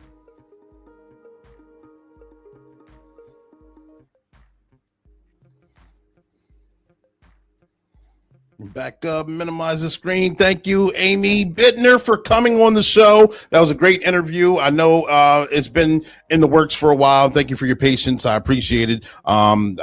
Everything that you've done, all the acknowledgments, all the understanding, all the sharing of content. I appreciate it. And coming on the show and educating us and giving us some background and showing the importance of child welfare and CACs. And for those who don't really know what they are or the importance of them or what comes with it, it's explained, and it can go a little deeper. I understand it's kind of a surface level explanation, but it's very important. Shows some success stories, and then of course, we talk about the AI and that conference that I went to. It was Keystone Connection that was mentioned earlier. A lot of good information came from there. And AI, of course, is if you follow my other pages, LinkedIn is a little bit more formal, as it should be. But I have the AI cartoons, like I said before, Xavier Rose on the Facebook page. I have fun on Facebook. If you want to come chop it up and cut up, it's the Facebook page, Clark Tent, that has the Sergeant Be Safe. I have the stories on there. I have Xavier Rose's stories. It's also on YouTube under Black and Blue. Got the videos. Got the music videos, but we also do the freaking weekend every Friday. Every Friday, I try and post it at noon for a coworker, and we have a little 30-second clip of just AI and the two of us having some sort of fun. But again, thank you, Amy, for coming on the show. We're going to actually transition into an AI video, AI short. This one's a short of futuristic looking Sergeant Be Safe. Had a little fun with this. Thought I'd add it to the show just to kind of get your viewpoints, just to kind of show a little bit of entertainment here. And let me know what you think. All right. This is a Sergeant Be Safe futuristic. Treacherous Tony's in this one. And so is Officer Stiletto. And then we'll transition into the actual cartoon of the Sergeant Be Safe that's fitting for this podumentary because it ties both the child welfare and the fraud together. And it'll make sense here in a minute. Here we go. Safe Streets is live. Time to clean up this city. Just a little taste of the good stuff, and you'll be hooked. I've got eyes on the dealer. Sending coordinates now. Not on my watch, Tony. The party's over. No, I was so close. Another day, another victory. Stay safe out there, folks. And that's the futuristic Sergeant Be Safe. No, it needs a little work, but it's a little fun to do. Something, a small short, use a different app of the same concept. So get that out of there. And like I said, we're going to move on to the other Sergeant Be Safe, the actual one. This video is going to be a fun one. It's got a little bit of action now because with the AI, I can incorporate a little bit more movement so it's not as stiff. We're evolving. We're building the plane as we fly it, like I like to say. It's going to continue on. But, Sergeant Be Safe, the charismatic cartoon cop coming through with the explanation is going to tie all this together, and we're going to continue on with this podcast, all right? Let me know what you guys think. Tag, like, share, and subscribe. Sergeant Be Safe also has his own YouTube channel. It's called Sergeant Be Safe, of course. So if you haven't already checked that out, please do. Please do. All right, here we go. Here comes another episode of Sergeant Be Safe. Crime never stops. Sergeant Be Safe, SWAT Officer Clay Moore, Officer Stella Stiletto, and their boss, Major Payne, are reviewing cases. Well, Clay Moore is getting a workout in a world where selfies reign supreme. Our heroes tackle the dark side of fame, identity theft. Meet Rob U. Blind, the villain stealing influencers' lives, and his tech-savvy sidekick, Chance Wilder. Chance Wilder is setting up the scam, and Rob U. Blind is executing it. The 911 calls start coming in, and Sergeant Be Safe and the crew are already behind trying to catch up. Multiple reports of a disturbance at Main Street. Request backup now. Impossible found the 5 in Dudley. Rob and Wild Chance ran the scam over and over again and frauded innocent victims out of digital currency. They got so good, the money kept rolling in. So how does it affect the victims, the kids in school?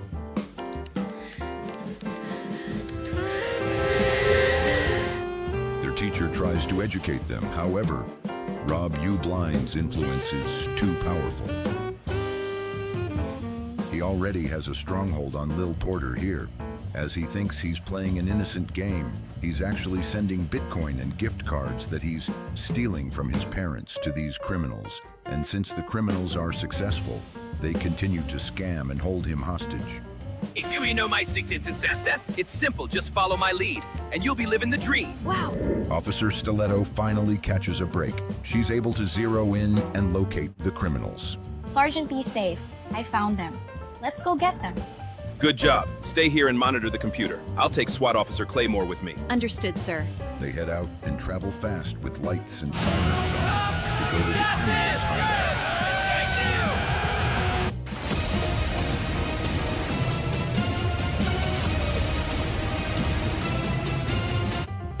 But while Chance was listening to the scanners, he sent members of his crew to stop them before they made it to the hideout.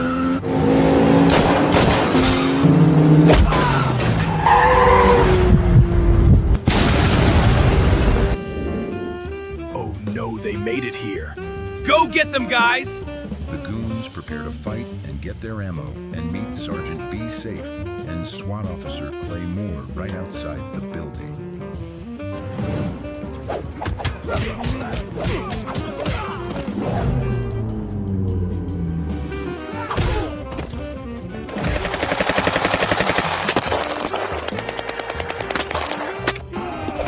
Be Safe makes it inside and takes on a squad by himself.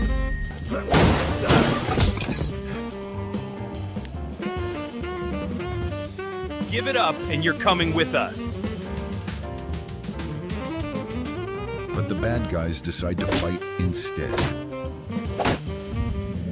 Sergeant Be Safe tells them that you're both under arrest. Now put the handcuffs on yourself. All this money is going back to the victims. Be Safe and Clay Moore win the fight and bring the bad guys back to the precinct.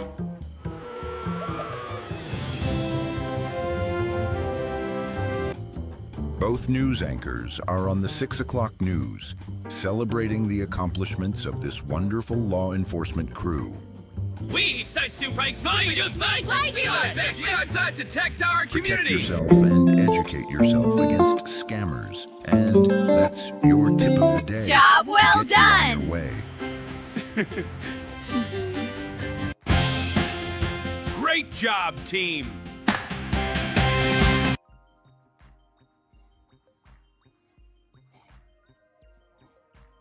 Sergeant Be Safe, boy, I'm telling you, that was a lot of fun to make. With the AI apps, I'm able to make it more fluid, have a little bit more fun with it, but it all brings it together. It's all talking about the fraud.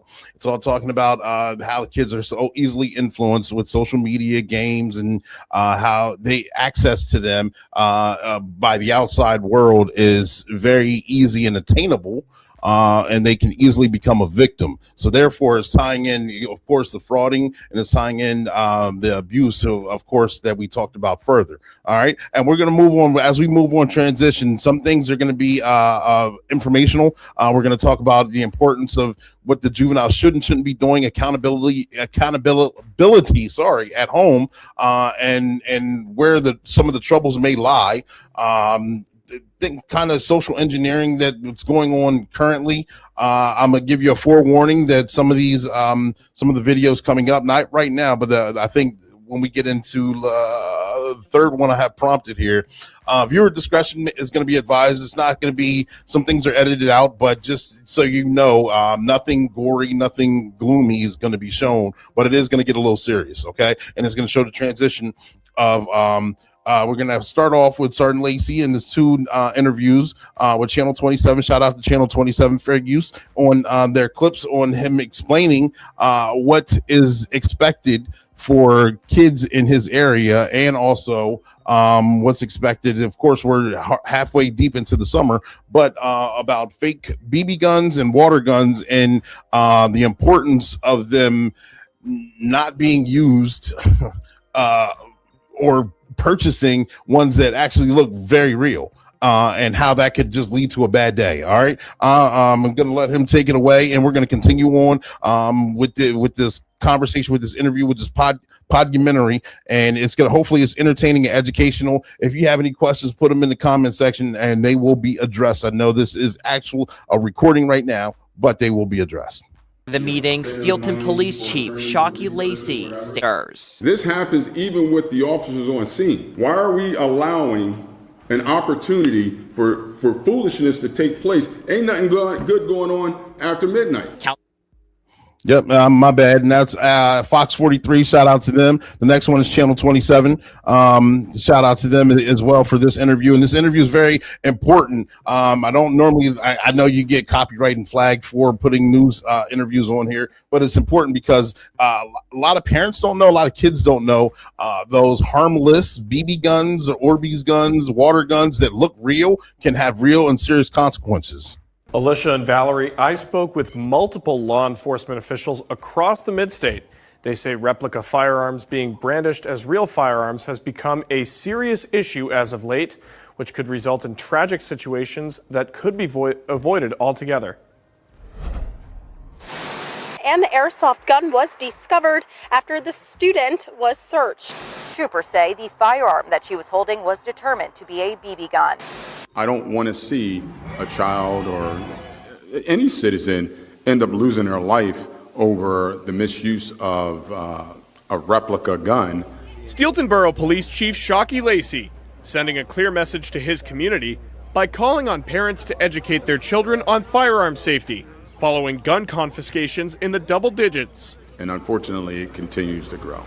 Lacey tells me that Orbeez gel blasters, as well as powered BB and pellet guns, make up for most of the confiscations. In many instances, they bear shocking resemblance to their real counterparts. Yep. And these are all very inexpensive. If you look, $59, $74, and $79. There's essentially no cost barrier to obtain any of these air rifles. Over in Camp Hill, Chief Stephen Marchson says his department has also had to deal with the issue of people brandishing replica firearms as if they were real. Yep. It's the danger this can create. If it resembles in any way an actual firearm, police officers are going to treat it as if it is a firearm, as if this is a deadly force threat against them, and they're going to respond accordingly. Also in Cumberland County, DA Sean McCormack told me about a police-involved shooting last year. That all started when a woman called the police on herself. When officers arrived, she pulled a gun on them. Drew what looked like a gun and pointed it at them. We now know it was a BB gun, but one like this, designed to look like a real handgun. It turned out to be an air pistol, and pointed it at the officers, and the officers responded by shooting to protect themselves. She did survive. Chief Lacey believes that in order to avoid these horrible incidents, parents must have conversations with their children. Absolutely. Do you know what your kids are doing? Number one. Number two, accountability starts at home. And three, discipline your kids so others don't have to. In my discussions with Chief Lacey, Chief Marchson, and DA McCormack, everybody told me if it looks like a gun, don't use it as a toy and don't be reckless. In studio, I'm Harry Murphy, ABC 27 News. Seems like that would be common sense, but it happens, and therefore we don't want bad things to happen for kids or young adults to be out there enjoying their summer and having a good time, or just being reckless for no reason. Going back, I'm gonna show the transition.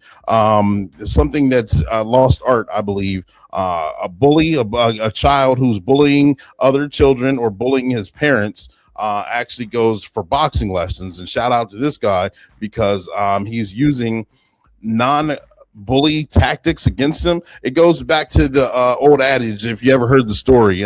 Actually, you did a little research for the book I'm writing on it. Is I forget the actual title of what it was, but there was a safe grounds or a zoo or something like that that had elephants. Okay, and follow me. The elephants, they had juvenile elephants, they had female elephants. And when the juvenile elephants, the male juvenile elephants started to get to their testosterone peak, they were just knocking over trees. They were causing chaos. They were just making it an unlivable environment. It was just a total nonsense going on.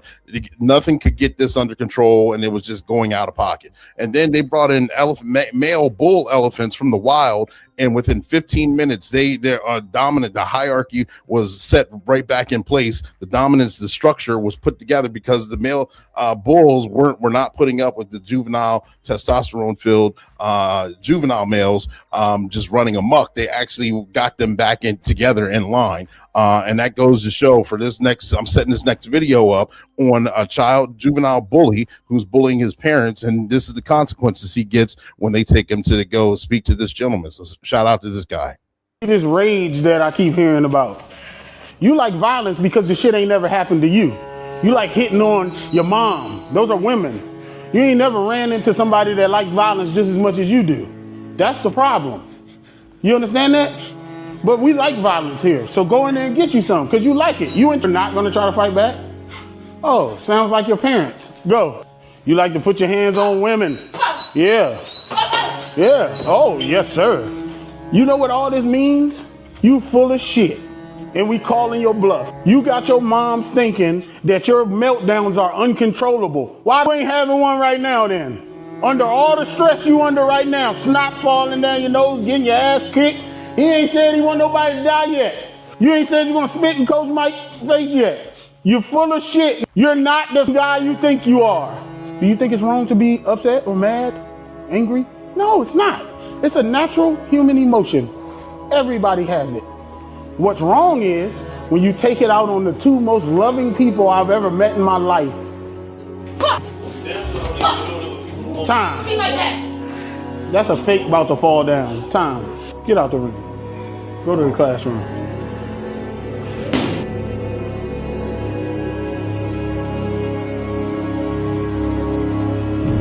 Crea un comercial para. All right, and so therefore a lot of lessons, especially with men. Let me get this off the screen here. A lot of lessons, especially with males. Males are stubborn. Males are hard-headed. Males have to learn the hard way. Sometimes you got to learn physically. You got to have the big dog come in and kind of knock you down a couple steps, and that's how you actually physically learn. You learn through remembrance, and you learn through physical pain. And I'm not saying, I'm just showing that the transition, doing it early, actually has more beneficial consequences as opposed to if it goes unchecked. If the juvenile is able to go through all the steps and then actually become out here as a young adult into an adult and get out here in the world, and then it's expected that law enforcement has to deal with this individual because this individual was just causing chaos or running amok. I'll show a couple. This is going to tie in these next two videos. Privacy, not privacy warning. Prepare yourself. These ones are going to be a little graphic. I can't think of the term. You know what I'm saying. But these next two videos are going to be a little graphic, but it's important because it's going to show, for one, we talked about the importance of why law enforcement officers shoot those that have edge weapons and how quickly they can get out of and become chaos, and two, how unchecked bad behavior leads into destruction and making the headlines negatively. All right, here we go. That's up. Drop that fucking head. Just that quick.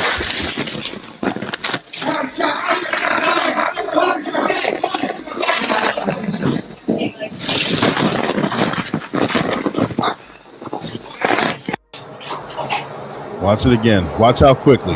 That's up. Drop that fucking head.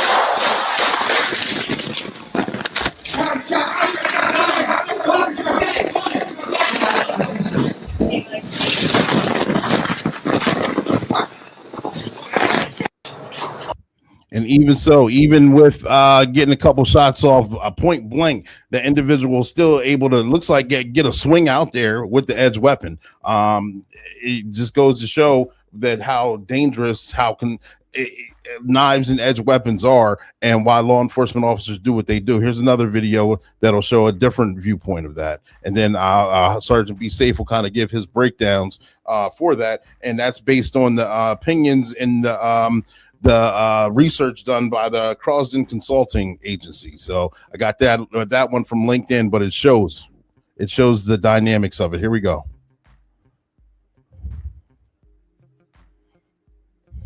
Drop the knife! Drop the knife! Drop the knife! Drop the knife! Drop the knife! Drop the knife! Drop the knife! Drop the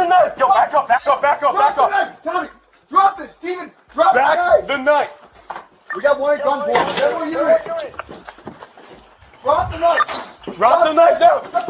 Headquarters, any query? Drop the knife! Tommy, watch out! Drop the knife! Drop the knife now! Tommy, watch out! He's coming in! David! Drop the knife! Drop the knife! Tommy! Tommy, I'm coming in! Tommy, we're ready! Go, go, go, go, go! I got you, message.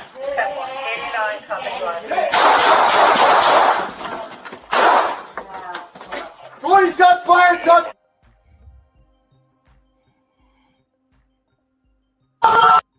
And how quickly that evolves, and they were giving commands trying to get distance, and I don't know what happened to the victim in this. Hopefully, hold on. Pause this.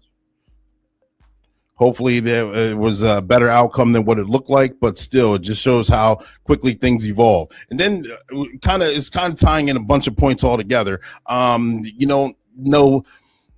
Body cams only show what's going on in that moment. It doesn't show how many times we've been caught out there. It doesn't show what led up to it. It doesn't show the heightened sentences. Doesn't show any of the discussions before and after. There's a lot of that goes involved as opposed to just that 30-second clip of what it could be. So here's Sergeant Be Safe explaining what the Crosden Consulting Agency has explained as well. Beyond the lens, the unseen reality of policing body camera footage is often viewed as the definitive account of events, but it only conveys a fragment of the truth. It captures actions, not the emotional turmoil, sensory overload, or the urgency of life and death decisions being made amid chaos. The recent Mother's Day footage from New York starkly highlights that policing doesn't always yield perfect solutions. Instead, it often leads to the least tragic outcomes. The officers involved executed commands and sought to create space, striving to redirect the suspect and minimize the need for lethal force. Yet the situation evolved unpredictably. Many wonder why officers can't just follow a script. The truth is, no manual exists that covers every possible scenario. Each case involves unique variables: the home, the victim, the suspect, and the circumstances. While training, experience, and judgment are crucial, they cannot erase the potential for tragedy. A significant hurdle for law enforcement is the lack of resources for adequate training, which is a stark reality, not an excuse. Even the finest training cannot prepare officers for every possible encounter. Long after the media frenzy fades, the officers involved carry with them the haunting memories, the blood, the cries, the overwhelming sense, and the heavy truth that a family's life will forever be altered. These recollections linger long after the shift is over. Until one has faced such a life-altering moment, it's hard to grasp the profound experiences officers endure. This depth of human experience remains beyond the reach of any body camera. Inspired by Crosden Consulting.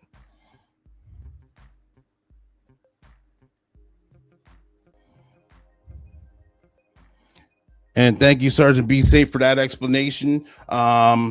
Those are the only two videos with actual graphic violence on there, and I told you they were pretty low key, kind of compared to other videos that we see on social media. But we're gonna continue moving on. So, showing the transition from unchecked aggression and bullying behavior leading into bad behavior that gets you caught up with the law enforcement officer. And this is a good reason for one, the transition on why law enforcement officers need to stay in shape and stay acute to the surroundings about you, because you never know when someone's going to hit that fight or flight and try and take off and or fight. And if you're ready for it, whichever one it is, you'll be successful. This guy, this next video, I'm actually connected with this guy here on LinkedIn. We spoke a little bit briefly, but other than that, it's good to see what's going on when children become adults and get out here and do nefarious activities. Here we go. You bet, man.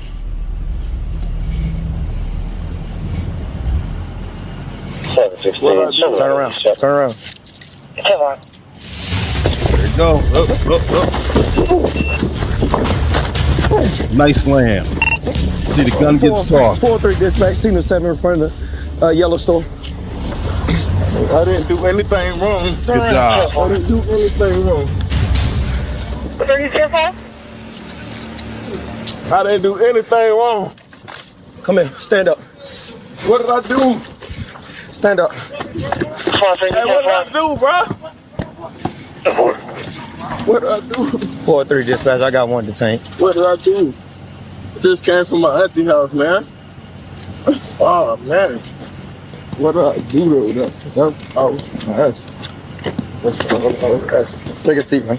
Yeah, that's the definition of being an idiot. He was not even gonna go to jail for this until he decided he wanted to fight and do all the extra stuff. So now he's going to jail for it. All right, please stand behind your back, man.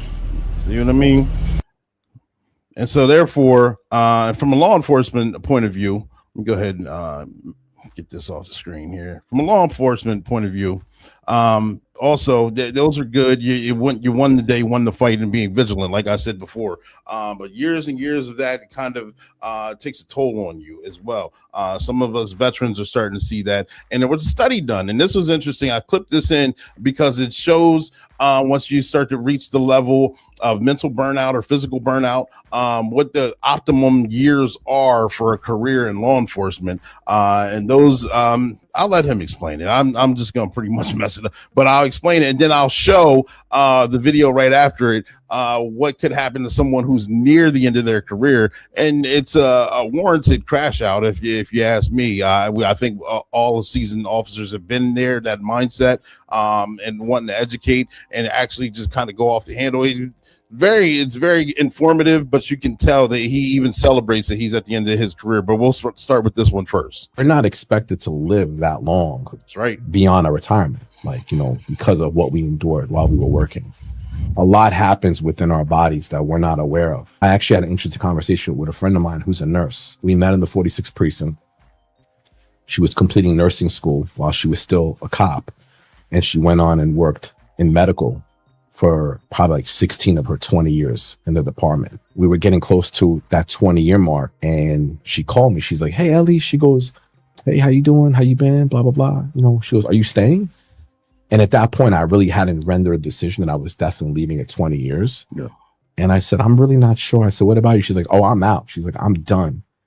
And then that spiraled into a conversation where she basically, this girl is like one of these real smart girls. She did her own study where she was analyzing the amount of years you spend in the department and how many years you're living post-retirement. It's like a ratio. So she said to me, she goes that the people that leave at 20 live substantially longer than those that stay longer. And her cutoff point, her in terms of years serving the department, working the department, I want to say it was around 22. She's like, after 22 years, like your expected lifespan is significantly less than it is if you leave before the completion of your 22nd year. Wow. And that really hit home with me. And I said to her, but I feel good, like knock on wood, I'm in a good state of health, like I'm okay. She said, "Ellie," she goes, "I'm sure you are, but make no mistake about it. This job did a lot to you internally that you can't even begin to imagine. You can't see it. There's not a way to diagnose it. Even the amount of hours you spend commuting to and from work has had such a significant impact on your overall being. We're not expected to live that long." And that's crazy to actually put an actual number on it. I never actually heard a number, but they do say this is a young man's game. And those coming in, I don't want to dissuade you. It is a rewarding and beneficial career. But those that stick on for a long period of time, there are health benefits, psychological, health deterioration, psychological deterioration, things that happen. We see a lot of trauma, we deal with it, but we sign up for it too. So it's not like we're complaining about it, but take care of yourself to the point where you can still have a life after retirement, because we talk about that on this platform also. You don't work this job for 10, 20, 25 years, 30 years to not have a life after the retirement. This guy right here, if you're a law enforcement officer, I guarantee you've probably seen this video. It's a great one. It's a funny one. It's I want to end on a funny one. It's still a crash out, and it shows the crash out of someone who's almost at the end of their career. A citizen comes in and wants to question or wants to police the police. and doesn't know the actual background of what the scenario is going on and ends up getting themselves in trouble. We'll see two different viewpoints. We'll see the viewpoint from inside the car. Then the second video, we'll see the viewpoint from outside the car. Okay. Hey. Could I just ask you why you're riding their butt like that and speeding, man? I'm running his license plate because everybody else is speeding. Why are you speeding? I was only going 60. Speed limit's 40. 50. The signs. Okay. Bye-bye. Do All right. yourself a favor. Oh, give me the weed, too. No, I have a... yeah, I have a medical marijuana card. Step out. I have a card. Step out. All right. Stop, man. You want to fucking run your mouth? No problem. You came to the right guy. Step out. All right. Stop. Come on.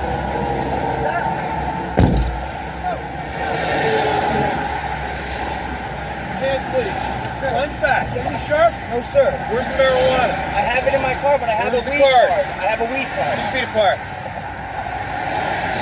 Right now you're just being detained. You're not under arrest. All right. Seems you have a very hostile attitude. No, I really don't. See, the blue car which one? Was tailing me. Yeah. While I was pacing a tractor trailer looking for a motor vehicle violation because the governor's office has gotten multiple complaints on traffic stops. I know. Okay? I know that. So we're out doing our thing. Okay. He decides to pass me and flip me off. All right, Spino, I'm sorry. Dude. All right? Yeah, I'm sorry. So who the fuck do you think you are worried about what I'm doing? Okay. You're right. I know I'm right, goddammit! Shut the fuck down! Everyone's got something to fucking say! Mind your own goddamn business! You're fucking speeding! How would I start with that? No shit! I was following that kid for a reason, and if you hadn't done that fucking stupid stunt, I'd be with him right now. But no! You just couldn't leave it alone, could you? You had to be a fucking American. God help you if there's anything illegal in this car. Is it in the original dispensary container? What? It's roach. Is it in the original dispensary container? No. Then you're fucked.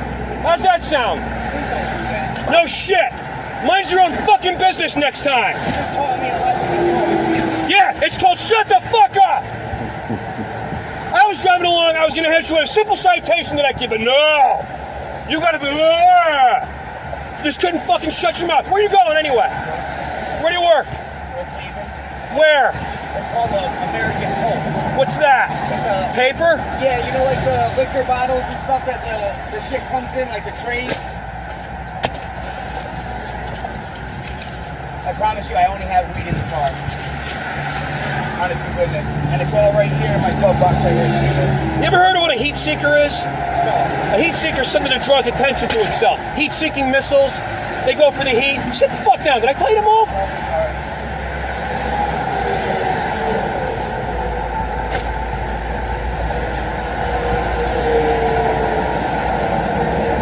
Why am I speeding? I'm doing my fucking job. Connecticut General Statute 14-298 allows law enforcement officers to disregard the traffic laws in the performance of their duties. How the fuck am I going to catch a speeder if I'm not speeding? You late for your job at NASA with physics? You're right, man. Where do you want this doesn't get trashed? I can tell. I don't want to get ruined. Unfucking-believable. It just never fucking ends in this fucking job. I got 14 months. I can't fucking wait to be done. This ought to tell you why our department, instead of having 1,300, has 850 right now. There's a fucking clue to the public. What a bunch of assholes you are.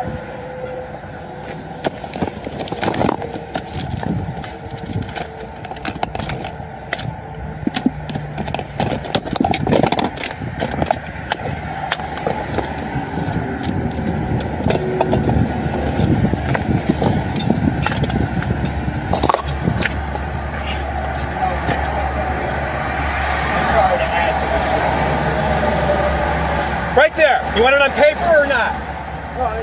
Is it in the original dispensary container? No shit.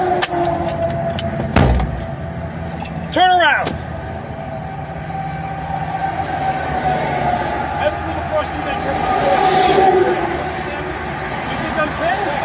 You think I'm fucking kidding? Look at me. Do I look like I'm happy with you right now?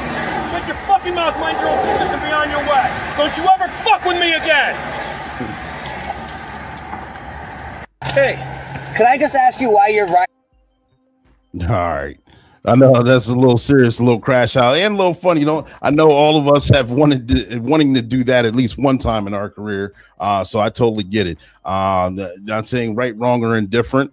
But therefore, you know, you're working, you're getting complaints from the public, you're working to trying to solve those complaints, and then you have someone else coming in and want to add their 2 cents. They have no idea that what's even going on, and it deters you, and then they want to give what they believe their philosophy is, what their viewpoint is, and it just gets chaotic. And we're going to show the other video. I forgot, I do have one about rolling your window down and the expectation of a traffic stop. Once you're on the traffic stop, do you have to comply? Do you have to get out of the car if told to do so? This will explain it to you. Then we're going to see the other second half of that same video, the outside portion. All right. You don't see my license? There it is. Take a picture, it'll last longer. Now, we see on social media where people are saying, you don't have to hand your license to the officer. You don't have to roll down your window. All you got to do is show it to them. And there ain't nothing they can do about it. And there are even attorneys that are promoting this, and it's just wrong.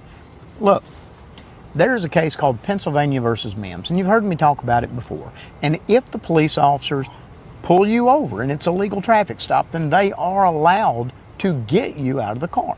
So no, you don't have to roll down your window. But if you don't roll down your window, they're gonna serve that writ of habeas snatchus grabus that asses and pull you right through it. So, if they order you out, just get out. Now, you don't have to answer questions without an attorney. You don't have to perform any test. I'm not telling you that you are giving up rights. But according to the Supreme Court, you don't have the right to sit in your car and not get out if they order you out. You don't see my license? Exactly. So therefore, all the ones that like to argue that is true. That is law. It's officer safety right there.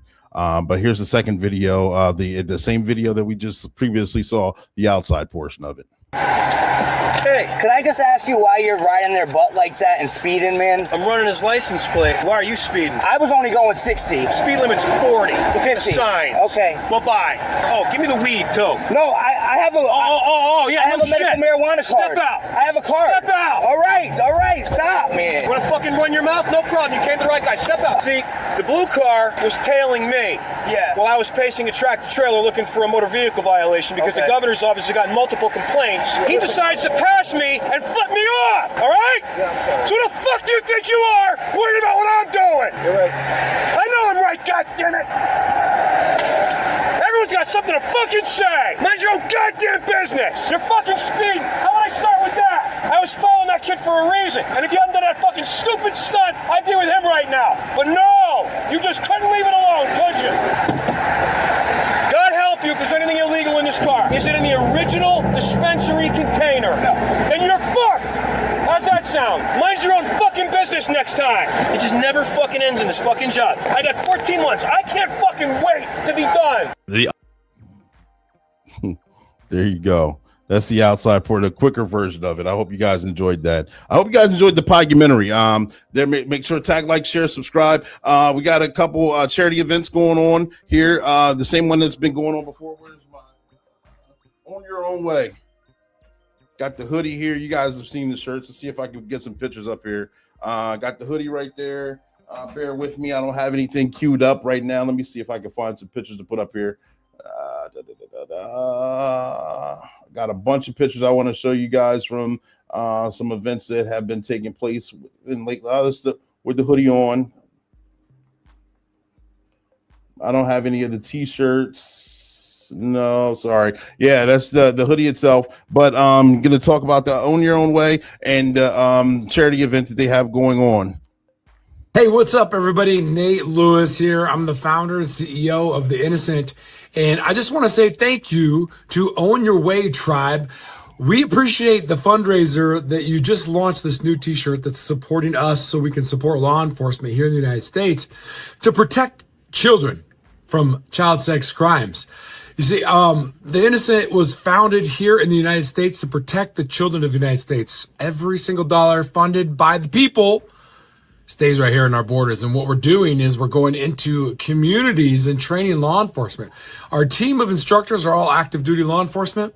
They have years of experience doing these type of investigations, and they go into communities and we recruit several agencies and we train them how to proactively go out and hunt these predators and traffickers.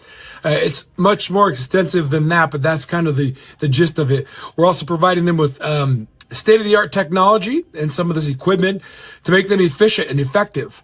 We want them to be building the strongest cases so they get the longest sentences for these predators that are being arrested. So all of our trainings are real operations, real live chats, real things going on in the classroom. So if you're a law enforcement officer, we need to get out to you. It costs you $0. That's the cool thing about what we do. It's free, absolutely free to law enforcement. So hit us up, theinnocent.org too. And again, thank you. Own Your Way Tribe. We appreciate you and the collaboration and the fundraiser. It's our job to protect them all. Hey, what's up, everybody? Nate Lewis. There we go. There we go. And therefore, I'll make sure the links in the description box below. Own Your Own Way Tribe and the Innocent. Therefore, for human trafficking, and those dollars go toward the charity, and that stays here locally as far as this the country here, the United States of America.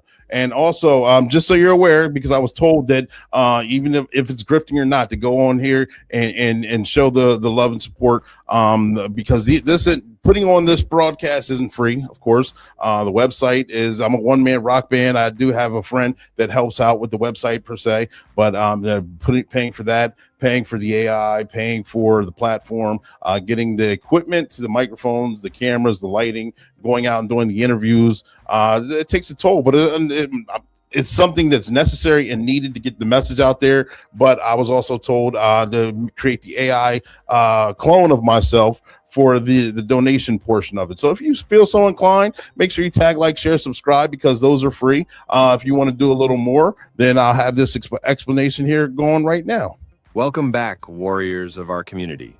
This is Black and Blue, the podcast where we shine a light on the heroes among us, our first responders.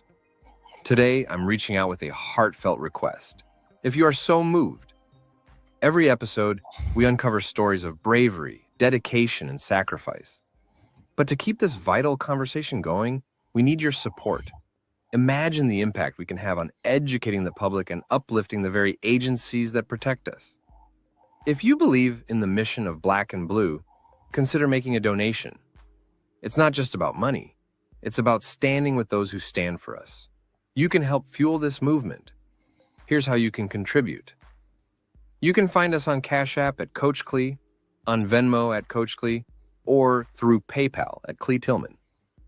Every contribution, big or small, makes a difference. Together, we can continue to honor their service and educate our communities. From the depths of our hearts, thank you for standing shoulder to shoulder with us in this mission. Your support fuels our fight to honor those who serve and protect. Now let's gear up and dive into today's powerful episode.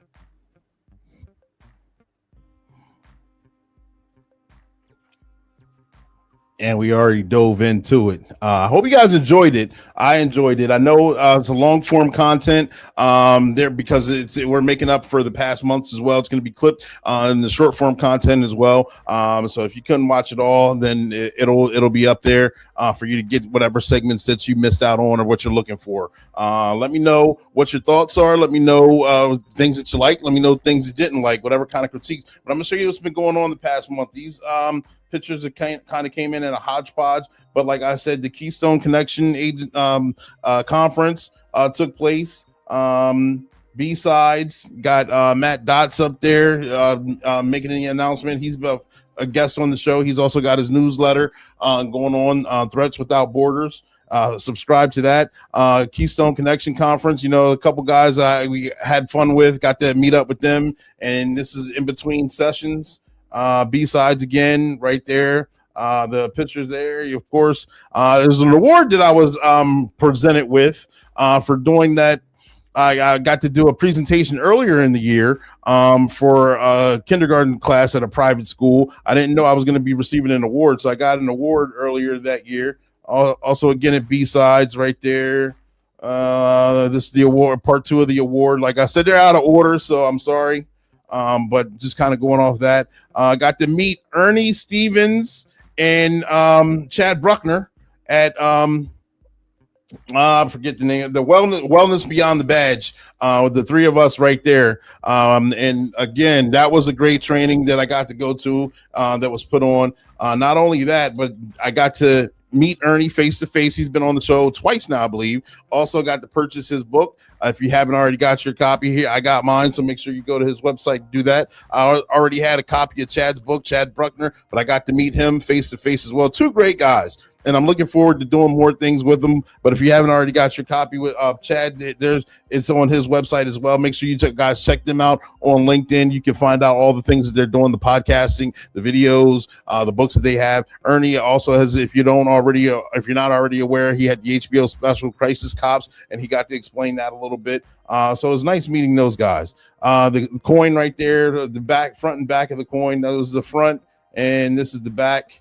Ernie right there, the brochure, the book I just showed you, Chad's book I just showed you, and I also got to meet up with hospital HR director at a community event, and get a picture with them while they were donating time and services to the community. So that's a quick catch up on things that's been going on. I think I got it. If you guys haven't, I know I talked about the platforms again.